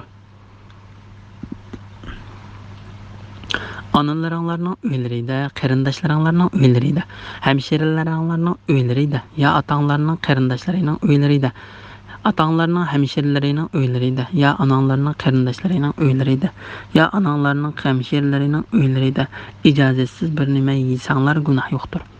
Yo'qsul kishining xarajatini berish uning boy tuqqanning ustiga farzdir, deydigan olimlar o'zlarining bu ko'z qarshiga yuqorqi oyatni dalil qilib keltirdi. Uy bilan ochqishni sizlarga topshirganlarning uylarida ijozatsiz bir narsa yeysanglar gunoh yo'qdir. Said ibn Jubayr va Sudi bu oyatning ma'nosi haqida bular bir kishining qul va ambarchisidagi xizmatkorlaridir. Ular xo'jayinlari ularga qo'yib ketgan tomoqlardan normal his bo'ladi, dedi. Zuhri Urvadan Aysha radhiyallohu anhaning mundaq deganligini rivoyat qiladi. Musulmonlar jangi manganda o'ylarining ochqishlarini o'zlarining kepillariga berib, bizlarning ehtiyojinglar tushgan narsalarni yeyishinglar ruxsat qildik, deydi. Ular bularning o'ylaridan bir narsa yeyishimiz halol emas. Ular bizga ko'ngildan chiqarib ruxsat qilmadi. Biz faqat ularning narsalarini saqlab bergan kishilar, deydi. Shuning bilan Alloh taolo bu oyatni tushirdi. Ya do'stlaringlarning uylarida ijozatsiz biror nima yeysanglar gunoh yo'qdir. Ya'ni sizlar do'stlaringlar va sabdoshlaringlarning uylaridan bir narsa yeysanglar, ular eg'ir kelmaydiganligidan va ularning shunda qilishinglarni yomon ko'rdiganligini bilsanglar, ularning uylaridan tomoq yeysanglar bo'ladi. Yomon ko'rmaydiganligini bilsanglar, ularning uylaridan tomoq yeysanglar bo'ladi. Sizlar to'plab yeysanglarmi yoki yakka yeysanglarmi gunoh yo'qdir. Ali ibn Abu Talha bu oyatning ma'nosi haqida Ibn Abbosning mundaq deganligini rivoyat qildi. Ey mu'minlar, bir-biringlarning mollarini o'g'irlik, xiyonat qilish, bulash, jazonxo'rlik, qimor o'ynash qatorliq nohaq yo'l bilan yevolmanglar. Nisa surasi 29-oyatning bir qismi. degan oyat tushganda musulmonlar bir-birimizning mollarimizni nahaq yo'llar bilan yavlashdan to'sildik. Tamoqlar degan mollarning eng yaxshisidir. Şuna bir-birimizning uyda tamoq yeyishimiz halol emas deb bir-birining qishida tamoq yeyolmaydigan bo'ldi. Ondan Alloh taolo jihadga chiqolmasa amaga gunoh yo'qdir degan oyatni ya do'stlaringlarning uylarida ijozatsiz bir nima yeysanglar gunoh yo'qdir degan yergacha tushirdi. Ondan kishilar qishida birsi bo'lmasa tamoqini yolg'iz yeyishni gunoh deb qaraydigan bo'ldi. Ondan Alloh taolo ularga tamoqini yolg'iz yeyishga ruxsat qilib, sizlar to'planishib yeysanglarmi yoki yakka yeysanglarmi gunoh yo'qdir degan oyatni nozil qildi. Qatada Kanana jamiyatidan bir kanit bo'lib, bular islom kelishdan burungi davrda tamoqni o'zi yolg'iz yeyishni o'zlariga xorliq hisoblaydi. Hatta ulardan biri och bo'lsa-mu, toki to'gining go'shidan yeb, sho'rbalardan ichishib bergili bir odam topqicha bir to'p to'gini haydab yuradi. Ondan Alloh taolo ular to'g'risida sizlar to'plashib yeysanglarmi yoki yakka yeysanglarmi gunoh yo'qdir degan oyatni nozil qildi dedi. Bu Alloh taolaning bir kishining ko'pchilik bilan tamoq yeyishini yaxshi va barakatlik bo'lsa-mu, tamoqni yolg'iz yeysin bo'lganligiga bergan ruxsatidir. Imom Ahmad ko'pchilik bilan tamoq yeyishning barakatli ekanligi to'g'risida mundaq bir hadisni rivoyat qiladi. Bir kishi payg'ambar alayhisalomga biz tamoq yeymiz, lekin to'ymaymiz dedi. Payg'ambar alayhissalom sizlar tamoqlarni chechilib yeydigan o'xshaysizlar, tamoq yeganda bir yerga to'plashib va Alloh taolaning ismini atab yanglar, tamoqlarda barakat bo'ladi dedi. Bu hadisni Abu Davud va Ibn Majah rivoyat qildi.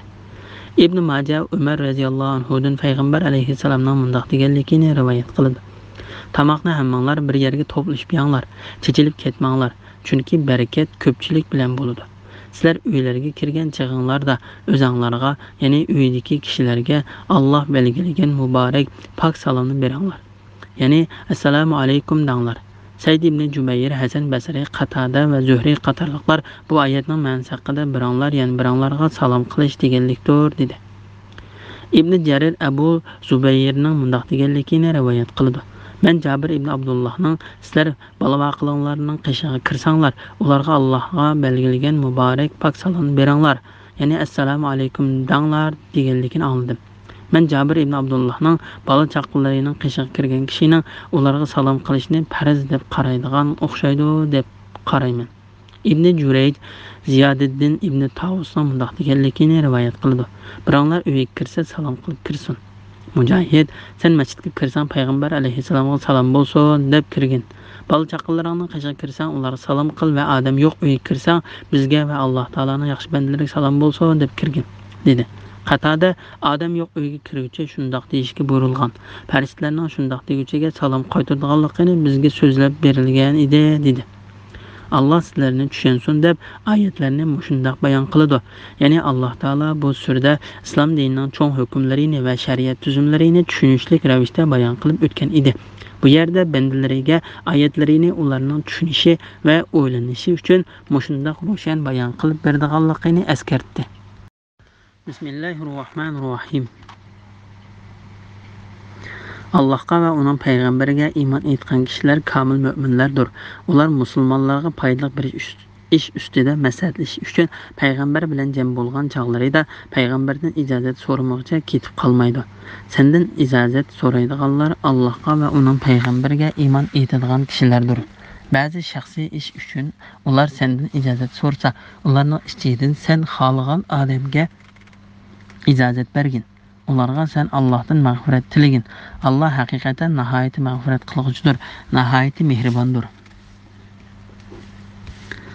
Sura Nur 62-oyat to'g'risida. To'plashib turgan joydan qaytmoqchi bo'lganda ruxsat so'rash to'g'risida. Bu Alloh taolaning mu'minlarga bildirgan adab qoidasidir. Alloh taolo ularni xuddi ular uyiga kirganda izn so'rashga buyurgandek chiqqandanmi izn so'rashga buyurdi.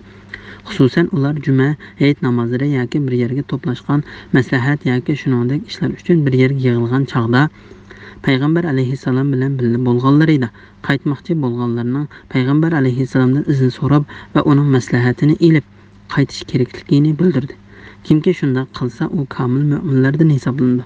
Ondan Alloh taolo payg'ambarini ularning ichidan izn so'rovchilarga xolisa izn berishga buyurdi. Shunga Alloh taolo mundaq dedi: Ularning ichidan sen xohlagan odamga ijozat bergin. Ularningga sen Allohdan mag'firat tilgin. Abu Davud Abu Hurayradan payg'ambar alayhissalomning bu vaqtda mundaq deganligini rivoyat qildi. Biroqlar so'ringa kelsa salom qilsin. Qopmoqchi bo'lganda yana salom qilsin. Ilgarigisi keyingisidan ortiq emasdir. Bu hadisni Tirmiziy va Nasaiy shundaq rivoyat qilgan. Bismillahirrohmanirrohim. Ey müminler, payg'ambarni sizlar bir-biringlarni chaqirgandek chaqirmanglar. Sizlardan payg'ambarning suhbatidan asta sug'urilib g'ibbat chiqib ketganlarni Alloh albatta biladi. Payg'ambarning amriga xiloflik qiluvchilar dunyoda cho'ng bir fitnaga yo'liqishdan yoki oxiratda qattiq bir azobga duchor bo'lishdan qo'rqsin. Sura Nur 63-oyat to'g'risida. Payg'ambar alayhissalomga so'z qilganda rioya qilishga tegishli adablar to'g'risida. Zakhak ibn Abbasning mundaq deganligini rivoyat qildi. Sahobalar payg'ambar alayhissalomni ey Muhammad yoki ey Abul Qasim deb chaqirdi.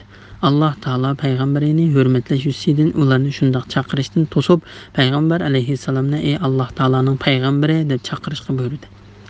Bu haqda Mujahid va Said ibn Jubayr qatorliqlardan shundaq rivoyat qilindi. Qatada Alloh taolo sahobalarni payg'ambarini ulug'lashga, cho'ng ko'rishga va hurmatlashga buyurdi dedi. Ey müminler, payg'ambarni sizlar bir-biringlarni chaqirgandek chaqirmanglar.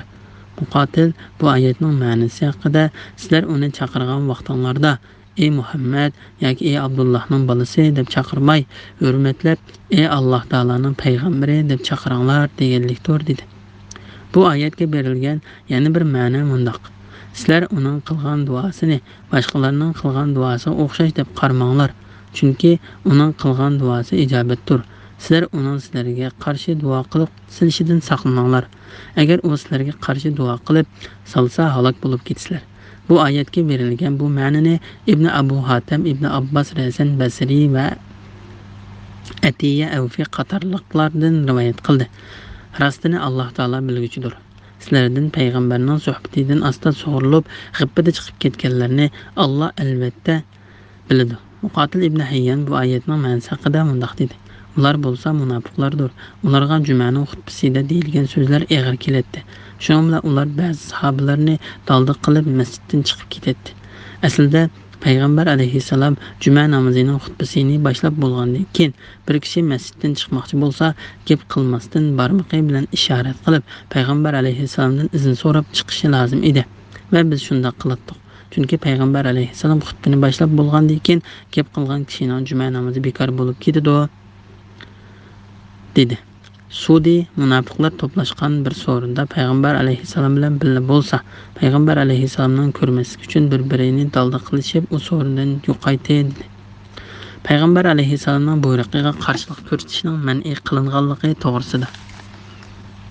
Payg'ambarning amriga xiloflik qiluvchilar, ya'ni uning yo'liga, ya'ni prinsipiga va shariatiga qarshilik qiluvchilar dunyoda cho'ng bir fitnaga yo'liqishdan ya oxiratda qattiq bir azobga duchor bo'lishdan qo'rqsin. Chunki barliq so'z va amallar payg'ambar alayhissalomning so'zi va amali bilan o'lchindi. Payg'ambar alayhissalomninkiga to'g'ri kelgini qabul qilindi. To'g'ri kelmagini kim bo'lishidan qat'iy nazar rad qilindi. Imom Buxoriy va Muslim payg'ambar alayhissalomning bu vaqtda mundaq deganligini rivoyat qildi. Kimki bizning ishlarimizda to'g'ri kelmaydigan ishni qiladi ekan, bu ish qabul qilinmaydi. Ya'ni payg'ambar alayhissalomga yoshirin va oshkora qarshilik ko'rsatgan kishi diliga kofirlik, munofiqlik yoki bidatxo'rlikdan iborat fitnaning yetib qilishidan yoki o'ziga dunyoda o'ldirilish, jazolanish yoki turmaga tashlanishdek azobning kelib qilishidan saqlansin. Imom Ahmad Abu Hurayradan payg'ambar alayhissalomning bu vaqtda mundaq deganligini rivoyat qiladi. Mening va sizlarning misolinglar o't qolgan bir kishining misoliga o'xshaydi. O't atrofni yoritganda parvonalar va o'tqa o'zlarini otadigan hasharotlar kelib, o'zlarini o'tga etishga boshlaydi. U kishi hasharotlarni qancha to'sib boqsa-mo, ular u kishidan ustun kelib, o'tga bosib kirdi. Mana bu mening misolim bilan sizlarning misolinglar. Men sizlarni o'tdan qaytib kelinglar deb o'tga tushib ketishinglardan saqlash uchun belinglardan tutib olaman. Lekin sizlar mendan ustun kelib o'tga bosib kirsizlar. Bu hadisni Imom Buxoriy va Muslim rivoyat qildi. Bismillahirrohmanirrohim. Bilanglarki, osmonlardagi va zimindagi narsalarning hammasi Allohningdir. Ya'ni Allohning mulkidir, Allohning mahluqotidir, Allohning tasarrufi ostidadir. Alloh sizlarning amaliy ahvolinglarni bilib turadi. Bandalar Allohning dargohiga qaytarilgan kunda, ya'ni qiyomat kunida Alloh ularning qilgan ishlarini ularga aytib beradi. Alloh hamma narsani bilguchidir. Sura Nur 64-oyat to'g'risida. Alloh taolaning hammamizning ahvolini bilib turadiganligi to'g'risida. Allah Teala bu ayette özünün osmonlarning ve ziminning egzi ekanligidan, ayibni ve hozirni bildiganligidan xabar berdi. Allah sizlarning amaliy ahvolinglarni bilib turadi. Ya'ni Alloh taolo ahvolinglarni bilib va ko'rib turuvchidir. Alloh taolodan zarra chog'liq narsa yoshirin bo'lmaydi. Alloh taolo bu vaqt mundaq dedi: Nihoyatda g'olib, mehribon, Allohga yo'llangan. Allah seni namozga qopqaningda ko'rib turadi. Namoz o'quvchilar orasidagi sajdaga borganlik, rukuga turganlik va qiyomda turganlik harakatingni ko'rib turadi. Shubsizki, Allah hammani anglab turg'uchidir, hammani bilib turg'uchidir. Shura surasi 217-oyatdan 220-oyatgacha. Sen qaysi holat bo'lmagan, Qur'ondan qaysi narsani o'qimagan, sizlar qaysi bir ishni qilmanglar, uning bilan bo'layotgan vaqtinglarda hamon biz sizlarni kuzatib turamiz. Osmon zimindagi zarra chog'liq narsa va uningdagi kichik yoki cho'ng narsa bo'lsin, hech qaysi Allohning bilishidan chetda qolmaydi. Ularning hammasi Lavhul Mahfuzda xotirlangandir. Yunus surasi 61-oyat. Har bir kishining qilgan amalini kuzatib turuvchi Alloh butlarga o'xshamdi. Ra'd surasi 33-oyatning bir qismi. Ya'ni Alloh taolo bandalari mayli yaxshi ish qilgan yoki yomon ish qilgan bo'lsin, ularning nima ish qilayotganini kuzatib turuvchidir. Rastla ular kiyimlari bilan chumkinib olganlarida Alloh ularning yoshirin va oshkor ishlarini bilib turdi. Alloh haqiqatan dillardagi bilguchidir. Hud surasi 5-oyatning bir qismi. Sizlarning ichinglardan yoshirin so'z qilgan, oshkor so'z qilgan, kechasi yoshiringan, kunduz oshkor yurganlarning hammasi Alloh uchun aytgan o'xshashdir. Ya'ni Alloh hammani bilib turadi. Ra'd surasi 10-oyat. Yer yuzidagi hayvonlarning hammasiga rizq berishni Alloh marhamat ustiga olgan. Alloh ularning turar joyini va o'lgandan keyin ko'miladigan joyini biladi. Ularning hammasi ro'shan kitobga, ya'ni Lavhul Mahfuzga yozilgandir. Hud surasi 6-oyat. G'aybning xazinalari Allohning dargohidadir. Uni faqatla Alloh biladi. Quruqlikdagi, dengizdagi narsalarning hammasini Alloh biladi. Daraxtdan to'kilgan yaproqdan Alloh bilmaydigan bir sim yo'q. Mayli qorong'i yer ostidagi bir dona urug' bo'lsin, mayli ho'l yoki quruq narsa bo'lsin, hammasi Allohga ma'lum bo'lib, Lavhul Mahfuzda yoziqlidir. An'am surasi 59-oyat. Bu to'g'risida kelgan oyat va hadislar nihoyat ko'pdir. Bandalar Allohning dargohiga qaytariladigan kunda, ya'ni qiyomat kunida Alloh ularning qilgan ishlarini ularga aytib beradi. Ya'ni Alloh taolo ularning dunyoda qilgan ishi mayli katta yoki oddiy bo'lsin, mayli cho'ng yoki kichik bo'lsin, hammasini ularga aytib beradi. Alloh taolo bu vaqt mundaq dedi: Bu kunda insonga cho'ng bo'lsin, kichik bo'lsin, yaxshilik bo'lsin, yomonlik bo'lsin, ilgiriki oxirgi qilgan amallarini uqtiriladi. Qiyomat kuni sura Qiyomat 13-oyat. Kishilarning nomi amali o'ttirib qo'yiladi. Gunohkorlarning uningdagi xotirlardan qo'rqqanligini ko'rsan. Ular voy bizga, bu nomi amalga cho'ng kichik gunohning hammasi xotirlanibdi-ku deydi. Ular qilgan aytganlarimning hammasining nomi amalga xotirlanganligini ko'rdi. Parvardigoring hech odamga zulm qilmaydi. Kahf surasi 49-oyat. Shu Alloh taolo bu oyatda mundaq dedi: Bandalar Allohning dargohiga qaytarilgan kunda, ya'ni qiyomat kunida Alloh ularning qilgan ishlarini ularga aytib beradi. Alloh hamma narsani bilguchidir.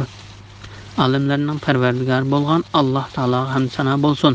Shuning bilan Nur surasining tafsirisi tugadi. Bismillahirrohmanirrohim. Furqon surasi Makka da nozil bo'lgan 77-oyat. Bismillahirrohmanirrohim. Bütün jahon ahlini Allohning azobidan ogohlantiruvchi bo'lishi uchun bandasiga, ya'ni Muhammad alayhissalomga haq bilan botilni ayiruvchi Qur'onni nozil qilgan Allohning barakati buyukdir. Osmonlarning va zaminning podshohligi Allohga xosdir. Allohning bolasi yo'qdir. Podshohlikda sherikim yo'qdir. Alloh hamma narsani yaratdi. Ondan o'zining xohishi bo'yicha uningga munosib o'lchamni belgiladi. Sura Furqon 1-2 oyat to'g'risida. Alloh taolaning barkatining kattaligi to'g'risida. Alloh taolo bu oyatda hurmatli payg'ambariga katta Qur'onni tushirganligi uchun o'zining ulug' zotiga hamd aytadi. Alloh taolo bu vaqt mundaq dedi: Jimi hamd sana Allohga xosdir ki Alloh insonlarni o'z tarafidan bo'lgan qattiq azobdan ogohlantirish, yaxshi amallarni qilgan mo'minlarga obdan mukofot, ya'ni jannat berdiganligi bilan xush xabar berish uchun bandisi, ya'ni payg'ambari Muhammadga to'g'ri, hech qanday qing'irliqi, ya'ni ixtilof, ziddiyat bo'lmagan Qur'onni nozil qildi. Kahf surasi 1-2 oyatlar. Alloh taolo bu yerda mundaq dedi: Butun jahon ahlini Allohning azobidan ogohlantiruvchi bo'lishi uchun bandisiga, ya'ni Muhammad alayhissalomga haq bilan botilni ayiruvchi Qur'onni nozil qilgan Allohning barakati buyukdir. Ya'ni Qur'onni bo'lib tushirgan Alloh taolaning barakati kattadir. Alloh taolo Qur'onni bir qitimda biraqli tushirib etmay, bo'lib tushirganligi to'g'risida mundaq dedi: Ey müminler, Allah'a, Allah'ın peygamberiga ve Allah onunğa nazil kılgan kitapga, yani Kur'an'a ve ilgiri Allah nazil kılgan kitaplarga, yani Kur'an'dan ilgiri nazil kılıngan samavi kitaplarga iman keltiringlar. Nisa suresi 137. ayet. Çünkü Kur'an'dan ilgiri düşken kitaplarına hemmisi bir qitimda nazil bolgan. Amma Kur'an bolsa bir qitimda nazil bolmay, ayrım ayet, hüküm süre halda nazil bo'ldi. Bu Qur'on nazil qilingan kishiga bek ko'ngil bo'lganlikdir. Alloh taolo bu vaqt mundaq dedi: Kafirlar Qur'on nemishqa uningga, ya'ni Muhammad alayhissalomga bir qitimda nazil qilinmadi dedi. Sening dilingni mustahkam qilish uchun uni parcha nazil qildik. Uni ayrim nazil qildik. Ular, ya'ni mushriklar qandoq bir savolni tashlamasin, uning qarta biz sana haq javobni ve hemmeden güzel düşündürüşne nazil kıldık. Furqan suresi 32-33. ayetler. Şuna Allah Teala Kur'an'ı bu yerde Furqan, yani ayrıqçı deb atıdı. Çünkü Kur'an haq bilen nahaqның, hidayet bilen azgınlıqның, toğru bilen xatanın ve halal bilen haramның arasını ayırıydı. Allah Teala bütün cahan əhlini Allah'ın azabından agahlandırıcı bo'lişi üçün bendisiga, yani Muhammed aleyhisselamga haq bilen batılını ayırıcı Kur'an'ı nazil kılgan Allah'ın bereketi büyüktür. Degen ayette Peygamber aleyhisselamını bendisi deb atıdı. Bu Peygamber aleyhisselam üçün bir medihe ve şereftir. Çünkü Allah Teala bendisiga deb Peygamber aleyhisselamның bendicilikini özüge nispet verdi. Allah Teala Peygamber aleyhisselamni onu hürmetlep Mekke'den Aqsa mescidiga ilip kelgen. Keçisdimi mushundaq süpetlep mundaq dedi: Allah barcha nuqsandan paktur. O Muhammed aleyhisselamga kudretimizning dalillerini ko'rsatish uchun bendisini, yani Muhammed aleyhisselamni bir kechida haram masjid atrofini bereketli qilgan Aqsa mescidiga ilip keldi. Hakikaten Allah hemmeni anlap turgucudur, hemmeni körüp turgucudur. Isra suresi 1. ayet.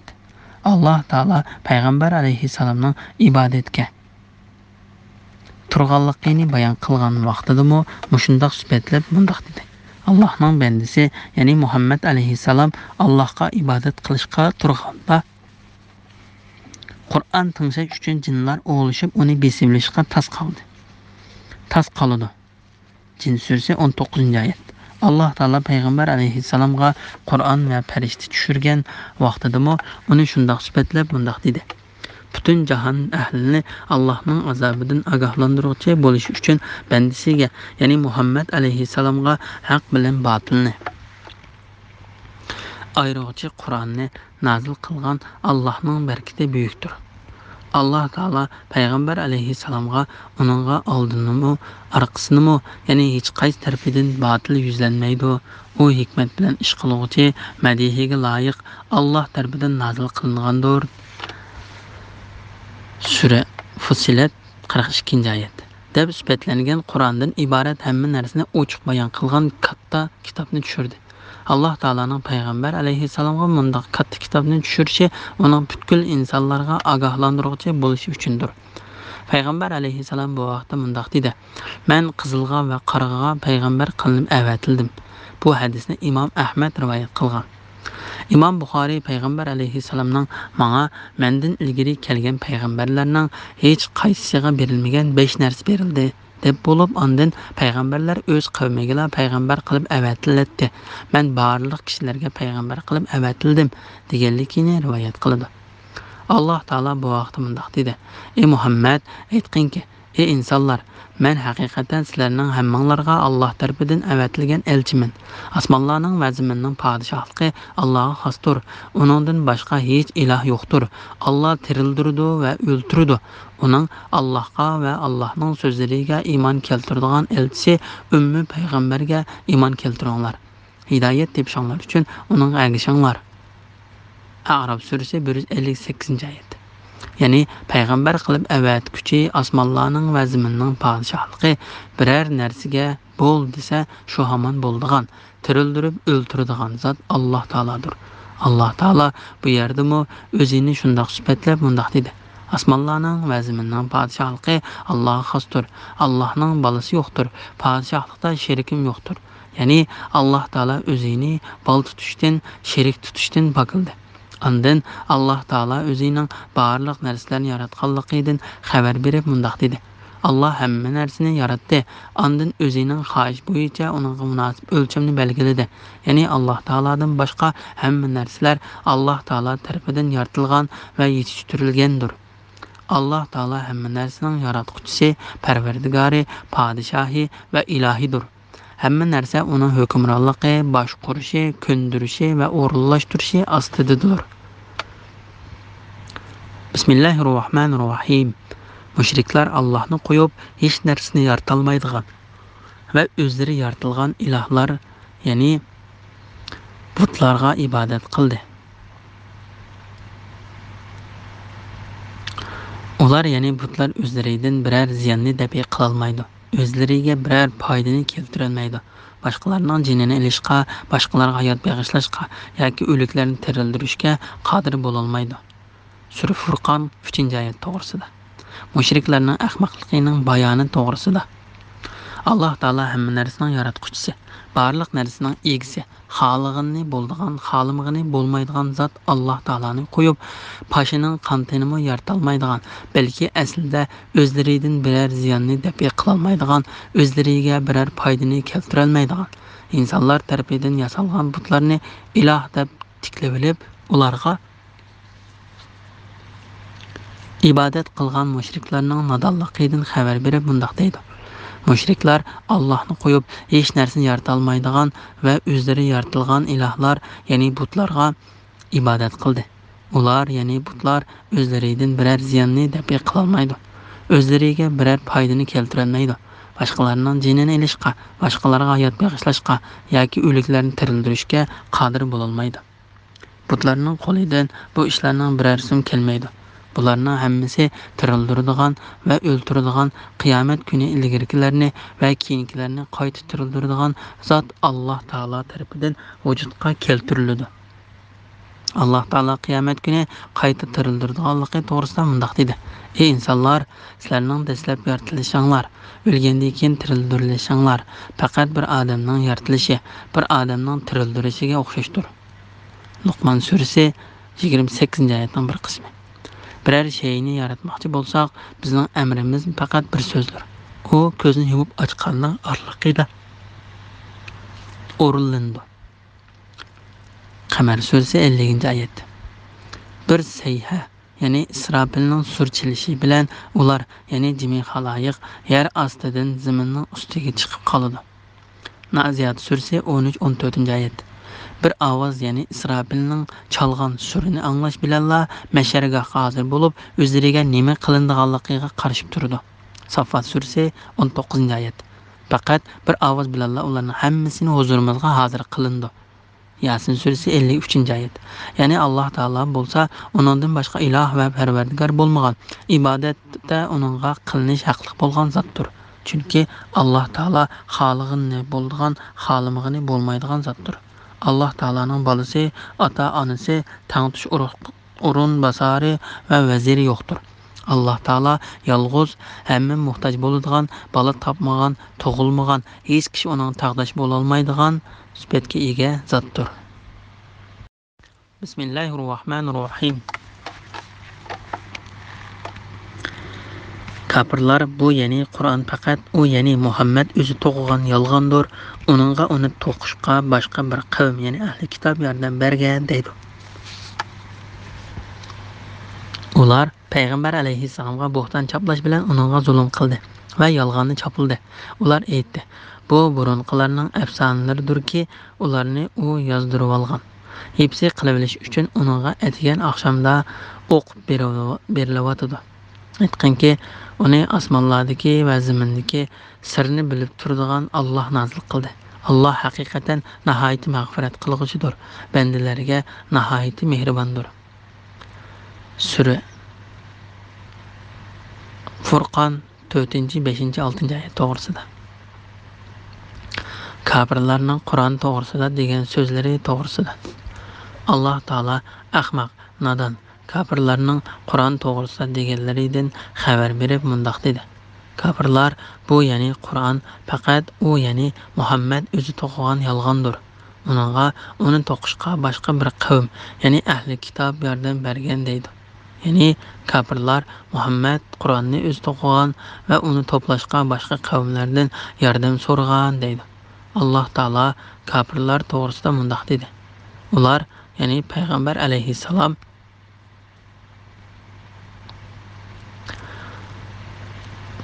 Payg'ambar alayhissalomga bo'xton chaplash bilan uningga zulm qildi va yolg'onni chopildi. Ya'ni yolg'onni to'qig'ini balki ulardir. Ular bu so'zning bo'xton ekanligini va o'zlarining yolg'onchi ekanligini obdan biladi. Ular aytdi: "Bu burunqilarning afsonalaridirki, ular u yozdirib olgan, hepsi qilib uchun uningga atigan oqshomda o'qib berilyotdi." Bu so'z ularning ahmoqligi, yolg'onchiligi va bo'xtonxo'rligidan aytilg'achqa, bu so'zning o'rinsiz ekanligini hamma kishi biladi. Chunki shak qilishga bo'lmaydigan xabarlarga qaraganda payg'ambar alayhissalom mayli hayotining beshida yoki oxirida bo'lsin xat yozib boqmagan. Payg'ambar alayhissalom tug'ilgan vaqtidan boshlab toki Alloh taolo uni payg'ambar qilib avatgan vaqtigacha bo'lgan 40 yil ichida kafirlar bilan birga yashab keldi. Kafirlar bu orliqda payg'ambar alayhissalomning naga kirib, nadan chiqadiganligini, uning rost yoki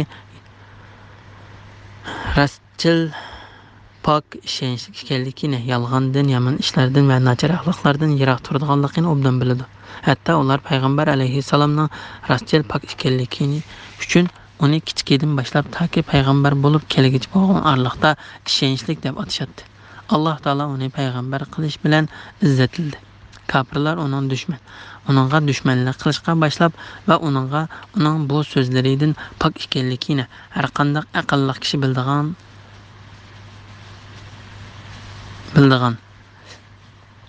dushmanlik qilish va uningga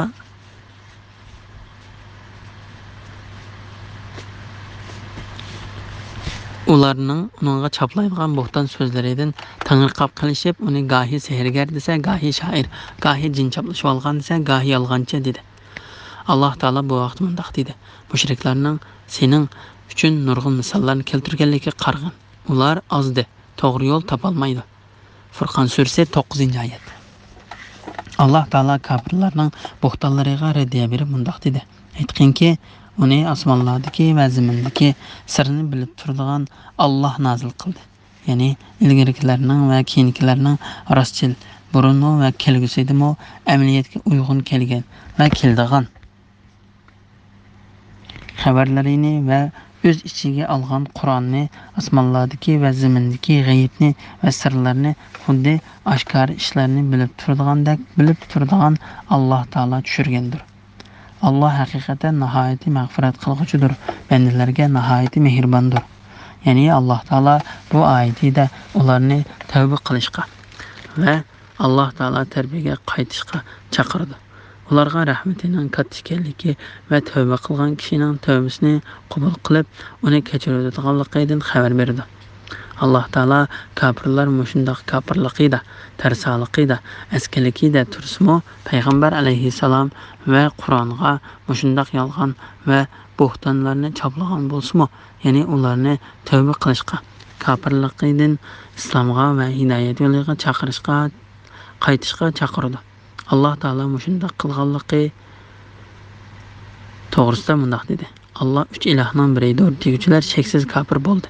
Bir ilahdan boshqa hech ilah yo'qdir. Agar ular aytib olgan so'zlaridan qaytmasa, ularning ichidagi kafir bo'lganlar dunyo va oxiratda qattiq azobga qoladi. Ular Allohga tavba qilmamdi, Allohdan mag'firat talab qilmamdi.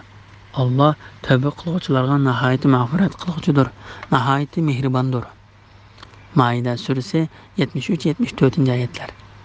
Ey müminler, mümin er ve mümin ayollarga ziyakkeşlik qilgandan keyin kufrdan qaytmaganlar. Şübhesiz ki cehennemning azobiga duchor bo'ladi. Ularga o't bilan azob qilindi. Buruj surasi 10-oyat. Hasan Basri, sizlar Alloh taolaning mushu marhamatiga qaranglar. Alloh taolo o'zining yaqin bandalaridan bo'lgan mümin er ve mümin ayollarni o'ldirib etganlarni qilmishlaridan tövbe qilishga va o'z rahmatiga erishishga chaqirdi dedi. Bismillahirrohmanirrohim. Mushriklar, ya'ni Muhammad alayhissalomni masxir qilib aytdi. Bazarlarda biz tamoq yegandek tamoq yeydigan, biz mangandek mangib yuradigan bu qanday payg'ambar? Uning bilan birga ogohlantiruvchi bo'lish uchun Alloh uningga nemishqa bir farishta avatmidi? Ya uningga bir xazina berilmadi? Ya uningga mevalarni yeydigan bir bog' berilmadi? Zalimlar, ya'ni kafirlar, sizlar faqat sehrlangan bir odamga ergashyapsizlar dedi. Mushriklarning sening uchun nurg'un misollarni keltirganligiga qarag'in. Ular ozdi, to'g'ri yo'l topolmaydi. Allohning barakati buyukdirki, agar u xohlasa, sana ularning aytganlaridanmi yaxshi ostidan o'stanglar eqib turadigan bog'larni va cho'ng saroylarni ato qiladi. Yo'q, ular qiyomatni inkor qildi. Qiyomatni inkor qilganlarga biz do'zaxni tayyorladik. Do'zax ularni yiroqdan ko'rgan chaqda ular do'zaxning g'azabdan qaynagan va eshakdek hangragan ovozini anglaydi. Ular zanjirlar bilan bog'langan holda do'zaxning tor yeriga tashlangan chaqda bu yerda ular o'zlarining o'limini tilaydi. Ularga bugun sizlar bir o'limni emas, talay o'limlarni tilanglar deyiladi. Sura Furqon 7, 8, 9, 10, 11, 12, 13, 14-oyat to'g'risida. Kafirlarning payg'ambar alayhissalom to'g'risida deganlari, ularga berilgan raddiya va ularning oqibati to'g'risida. Alloh taolo bu yerda kafirlarning ozg'unlikda turavelishidan, ularning tarsaliq qilavelishidan va hech qanday pok isbotsiz haqiqatni inkor qilishidan xabar berdi. Ular o'zlarining bu qilmishiga tuvandagi sababini ko'rsatdi. Bazarlarda biz tamoq yegandek tamoq yeydigan, ya'ni biz ehtiyojli bo'lgan narsaga ehtiyojli ekan, biz mangandek mangib yuradigan bu qanday payg'ambar? Ya'ni tijorat qilish va turmushni qamdash uchun bazarlarga berib kelib yuradi ekan. Uning bilan birga ogohlantiruvchi bo'lishi uchun Alloh uningga nemishqa bir farishta avatmadi. Ya'ni u da'vo qilgan narsada uning rasul ekanligiga guvohchi bo'lishiga Alloh taolo tarafidan nemishqa uningga bir farishta tushirilmadi. Fir'avnmi Musa alayhissalomga shunday degan edi. Alloh taolo uning deganlarini bayon qilib bunday dedi. Nima uchun uningga osmondan oltin bilaguzuklar tashlanmadi? Yoki nemishqa uning rostligiga guvohlik berish uchun uning bilan birga farishtalar hamroh bo'lib kelmadi?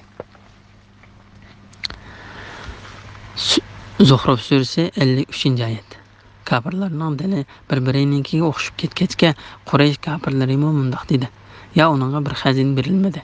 Ya'ni yoki uningga xarajat qilish uchun bizning xazinaning bor yeri deb berilmadi. Ya uningga mevalarini yeydigan bir bog' berilmadi. Ya'ni yoki uningga u qayerga borsa birga boradigan bir bog' berilmadi. Alloh taolaning kafirlarning degan bu ishlarni payg'ambar alayhissalomga qilib berishi nihoyat osondir. Lekin Alloh taolaning bularni qilib bermaslikda bir hikmati bordir. Zalimlar, ya'ni kafirlar, sizlar faqat sehrlangan bir odamga ergashyapsizlar dedi. Mushriklarning sening uchun nurg'un misollarni keltirganligi qarg'in. Ya'ni ularning sang bo'xton chaplash yuzidan sening to'g'rongda sehrgar, sehr qilinuvchi, jin chaplashib olgan, yolg'onchi va shoir degan so'zlarining hammasi yolg'ondir va bo'xtondir. Bu sözlərinin şundaq ekanligini azraqlı aqli və düşüncəsi var kişi biladi. Şuna Allah Taala mundaq dedi. Ular azdı. Yani ular to'g'ri yo'ldan azdı. To'g'ri yo'l topolmaydi. Chunki haqdan va to'g'ri yo'ldan chiqib ketgan kishi qayerga yuzlansin, u baribir ozg'unliqdadir. Chunki haq degan so'z birdir. Uning prinsiplari bir gavda bo'lib, bir-birini kuchlantirib turadi. Allah Taala agar xolisa payg'ambariga dunyoda kofirlar degan narsalardan yaxshi va asl narsalarni berdiganligidan xabar berib mundaq dedi. Allohning barkati buyukdirki, agar u xolisa sana ularning aytganlaridan yaxshi, ostidan o'stanglar eqib turadigan bog'larni va cho'ng saroylarni ato qiladi. Mujohid bu oyatning ma'nosi haqida mundaq dedi. Allah Taala payg'ambar alayhissalomga bularni dunyoda ato qildi. Yo'q, ular qiyomatni inkor qildi. Ya'ni ular bu so'zlarni haqqa qarab beqish va hidoyatni talab qilish yuzidan emas, balki inkor va tarsaliq qilish yuzidan deydi. Ularning qiyomat kunining bo'lishini inkor qilishi yuqoridagi so'zlarni deyishiga sababchi bo'ldi.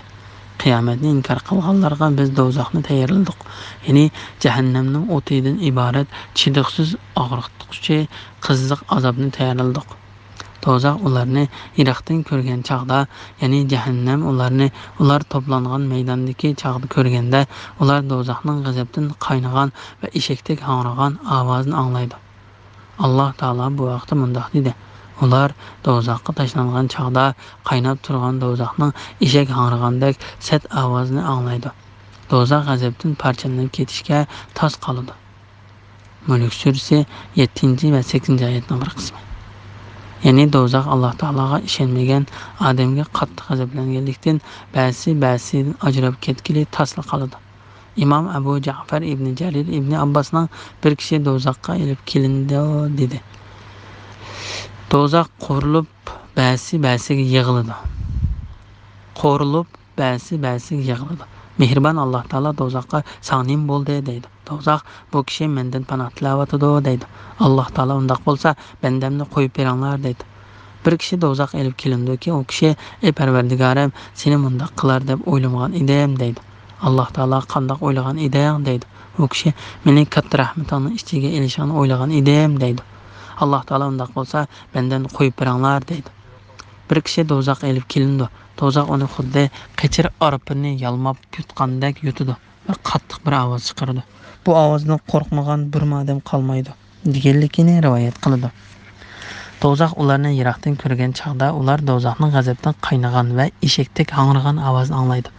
Abdurazzoq bu oyatning ma'nosi haqida Ubayda ibn Umayrning mundaq deganligini rivoyat qiladi.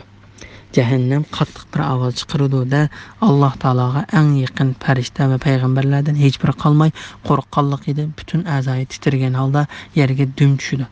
Ya'ni sajdaga bordi. Hatto Ibrohim alayhissalom qo'rqqanlikdan tizlanib qilib, ey Parvardigorim, men bugun o'zimni qutuldirishni so'rayman deydi. Ular zanjirlar bilan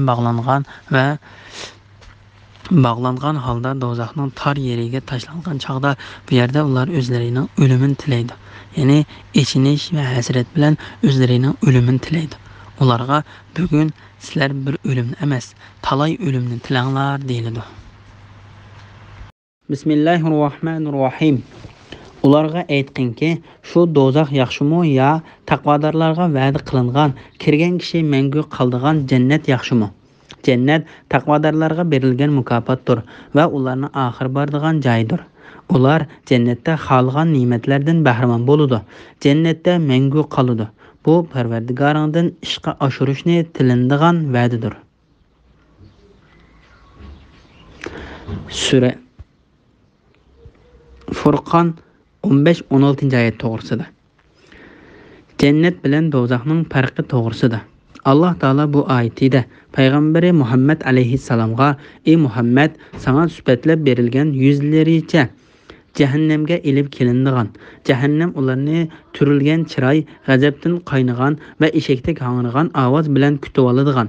Ular midirlashqa, yordam so'rashqa va qutulib chiqishga mumkin bo'lmaydigan holda zanjirlar bilan bog'lanib, do'zaxning tor yeriga tashlangan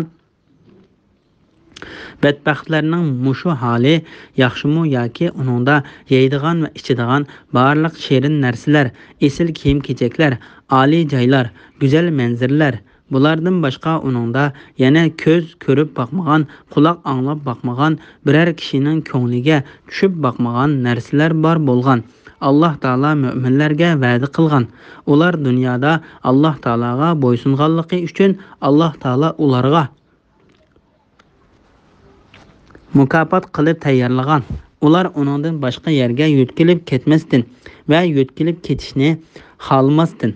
Onunda abadil abad mangu qoladigan jannat yaxshimi? deydi.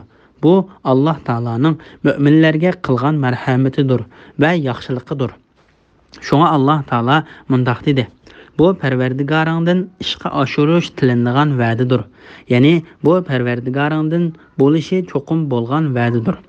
Allah Taala'nın bu sürünün beşida dozaqning bayonini keltirib bo'lib, ondan jannatga kirguchilarning ahvolini bayon qilishi. Saffat surasida dastlabda jannatga kirguchilarning ahvolini va ular huzurlanayotgan nazu ne'matlarni bayon qilib, ondan dozaqqa kirguchilarning ahvolini bayon qilishiga o'xshaydi. Allah Taala Saffat surasida jannatga kirguchilarning ahvoli bilan dozaqqa kirguchilarning ahvolini bayon qilib mundaq dedi. Bu ya'ni jannatning ne'matlari yaxshi ziyofatmi yoki zaqqum darximi? Zaqqumni biz zolimlar, ya'ni gumrohlar uchun oxiratda azob qildik. Shubsizki u jahannamning qa'rida o'sadigan daraxtdir. Uning mevasi go'yo shaytonlarning boshlariga o'xshaydi. Ular shubsiz shu mevalardan yeydi. Uning bilan qo'rsoqlarini to'yg'izadi. Ondan ular uning ustiga yering bilan qaynoq suvning aralashtirmasini ichidi. Ondan ularning qaytilgan joyi cho'qim dozaq bo'ladi. Ular haqiqatan ota-bovalarini gumroh bildi. Ular ota-bovalarining izlaridan yugurdi. Saffat surasi 62-oyatdan 70-oyatgacha. Bismillahirrohmanirrohim. Shu kunda Allah ularga qo'shib, ular Allohni qo'yib cho'qingan narsalarini yig'idi. Ondan Allah ularga mening bu bandalarimni sizlar ozdirdinglarmi yo to'g'ri yo'ldan ular o'zlari ozdimi deydi. İbadet qilinguvchilar aytidi: "Ey Allah, sen poktursan. Seni qo'yib boshqalarni do'st tutish, ya'ni sendan boshqaga cho'qinish bizga va sening mahluqotingdan hech ahdiga loyiq emas. Lekin sen ularni va ularning ota-bovalarini shu qadar ne'matga cho'mdirdingki, ular seni yod etishni unutdi. Ular halok bo'lg'uchi qavm bo'ldi. Shubsizki ibodat qilinguvchilar sizlarning ularni ma'bud degan so'zinglarni inkor qildi. Ey kuffarlar, sizlar o'zinglarni azobni dabiy qilishqimi va bu balolardan o'zinglarni qutuldirishga yordam berishga qodir bo'lolmaysizlar. Sizlardan kimki Allohga sherik keltirish bilan o'ziga zulm qiladi ekan, uningga biz oxiratda qattiq azobni tetitimiz. Sura Furqon 17, 18, 19-oyat to'g'risida. Mushriklarning ilohlarini qiyomat kuni mushriklardan juda bo'ldiganligi to'g'risida. Allah Taala kafirlarning Allah Taolani tashlab qo'yib farishtalarga va ulardan boshqa narsalarga ibodat qilganligi uchun qiyomat kuni tanqid qilinadiganligidan xabar berib mundaq dedi. Shu kunda Allah ularga qo'shib, ular Allohni qo'yib cho'qingan narsalarini yig'idi. Mujahid ular ibodat qilgan narsalar bo'lsa, Isa alayhissalom, Uzayr alayhissalom va farishtalardir dedi. Ondan Allah ularga mening bu bandalarimni sizlar ozdirdinglarmi yo to'g'ri yo'ldan ular o'zlari ozdimi deydi. Ya'ni Allah Taala ibodat qilinguvchilarga sizlar o bandalarimni meni tashlab qo'yib o'zinglarga ibodat qilishga chaqirdinglarmi yoki sizlar ularni chaqirmasanglarmi o'zlari kelib sizlarga ibodat qildimi deydi. Allah Taala o'zining mushundoq so'raydiganligini bayon qilib mundaq dedi. O'z vaqtida Allah aytdi: "Ey Maryam, Oğlu İsa, sen kişilerge Allah'ını koyup, men bilen anamni iki ilah kılabilanglar dedingmi? İsa aytdi, Rabbim, şa'ninga loyiq emas narsalardan seni pok deb e'tiqod qilamanki, menga aytishga tegishlik bo'lmagan so'zlarni men aytmayman. Agar men bu so'zni aytgan bo'lsam, uni sen cho'qim bilasan. Ya'ni mening undaq demaganligim sana ma'lumliq. Sen mening zotimdikini bilasan. Men sening zotingdikini bilmayman. G'ayblarni nihoyat obdan bilasan. Men ularga faqat sen meni aytishga buyurgan so'zni, ya'ni mening Parvardigorim va sizlarning Parvardigoringlar bo'lgan Allohga ibodat qilinglar dedim. Men ularning orasida bo'lgan muddatda ularning amallarini kuzatib turgan edim. Meni qabz ruh qilganinglardan keyin ularning amallarini sen kuzatib turgan eding. Sen hamma narsadan xabardorsan. Maida surasi 116-117 oyatlar. Şuna Allah Taala ibadet kılınğıçılarının kıyamet günü berdiğan cevabını bayan kılıp mundaq dedi. İbadet kılınğıçılar eytidu. Ey Allah, sen paktörsen, seni koyup başkalarını dost tutuş, yani senden başkaga çokunuş, bizge ve senin mahlukatından hiç ahdige layık emas. Yani biz bolaylı ya ki ular bolsun. Hiç mahlukның senden başka birisiga ibadet kılışı durus bolmaydı. Biz ularni bizga ibodat qilishga chaqirmadik, lekin ular bizning buyruqimizsiz va roziligimizsiz o'zlaricha bizga ibodat qildi. Biz ulardan va ularning ibodatlaridan ada judamiz. Alloh taolo bu vaqt mundaq dedi. O kunda Allah ular, ya'ni mushriklarning hammasini hisob ilish uchun yig'di. Ondan farishtalarga, bu kishilar sizlarga cho'qinganmidi deydi. Ular aytidi, sen poktursan. Bizning do'stimiz ular emas. Sen ular bizga cho'qinmaydi, balki jinga cho'qinadi. Ularning to'lisi jinga iymon keltiradi. Saba surasi 40-41 oyatlar. İbadet qılınğıçılar aytidi, ey Allah, sen poktursan. Seni qo'yib başqalarını do'st tutush, ya'ni sendan boshqaga cho'qinish bizga va sening mahluqotingdan hech ahdiga loyiq emas. Bu oyatning yana bir xil qiroati bor bo'lib, u qiroatga asosan bu oyatning ma'nosi bir kishining bizga ibodat qilish loyiq emasdir, chunki biz sana ehtiyoji tushadigan bandalardirmiz deganlik bo'ladi. Bu oyatning bu ma'nosi bilan ilgirki ma'nosi bir-biriga yaqindir. Lekin sen ularni va ularning ota-bovularini shu qadar ne'matga cho'mdirdingki, ular seni yod etishni unutdi. Ya'ni ularning ömürleri şundak uzun bo'ldi ki, hatta ular hiç sherik keltirmay sana ibodat qilishdan iborat payg'ambarlarning tili orqali ularga tushirgan da'vatingni unutdi. Ular halok bo'lg'uchi qavm bo'ldi. Hasan Basri va maliklar Zuhrining bu oyatning ma'nosi haqida ular yaxshiliqi yo'q qavm bo'ldi deganligini rivoyat qiladi. Şübhəsizki ibadet qılınğıçılar sizlərning ularni ma'bud degan so'zinglarni inkor qildi. Ya'ni sizlar Alloh taolani tashlab qo'yib ibodat qilgan narsalaringlar, sizlarning ular bizning egillarimiz va bizni Alloh taologa yaqinlashtirdi degan so'zinglarni inkor qildi. Alloh taolo bu vaqt mundaq dedi. Allohni qo'yib qiyomatgacha duoni ijobat qilishga qodir bo'lolmaydigan butlarga cho'qinadigan odamdanmi gumroh odam bormi? Butlar ularning duosidan g'ofildir. Qiyomat kuni insonlar hisob berish uchun to'plangan chaqda butlar ularga, ya'ni butparastlarga dushman bo'ladi. Ular tarafidan ibodat qilinganligini inkor qiladi. Ahqof surasi 5-6 oyatlar. Ey kuffarlar, sizlar o'zinglardan azobni dafi qilishqimi va bu balodan o'zinglarni qutuldirishga yordam berishgimi qodir bo'lolmaysizlar. Ya'ni kafirlar o'zlaridan azobni qaytarib o'tishgimi va o'zlariga yordam berishgimi qodir bo'lolmaydi.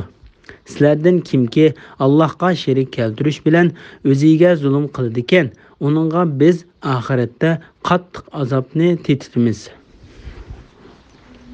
Bismillahirrohmanirrohim.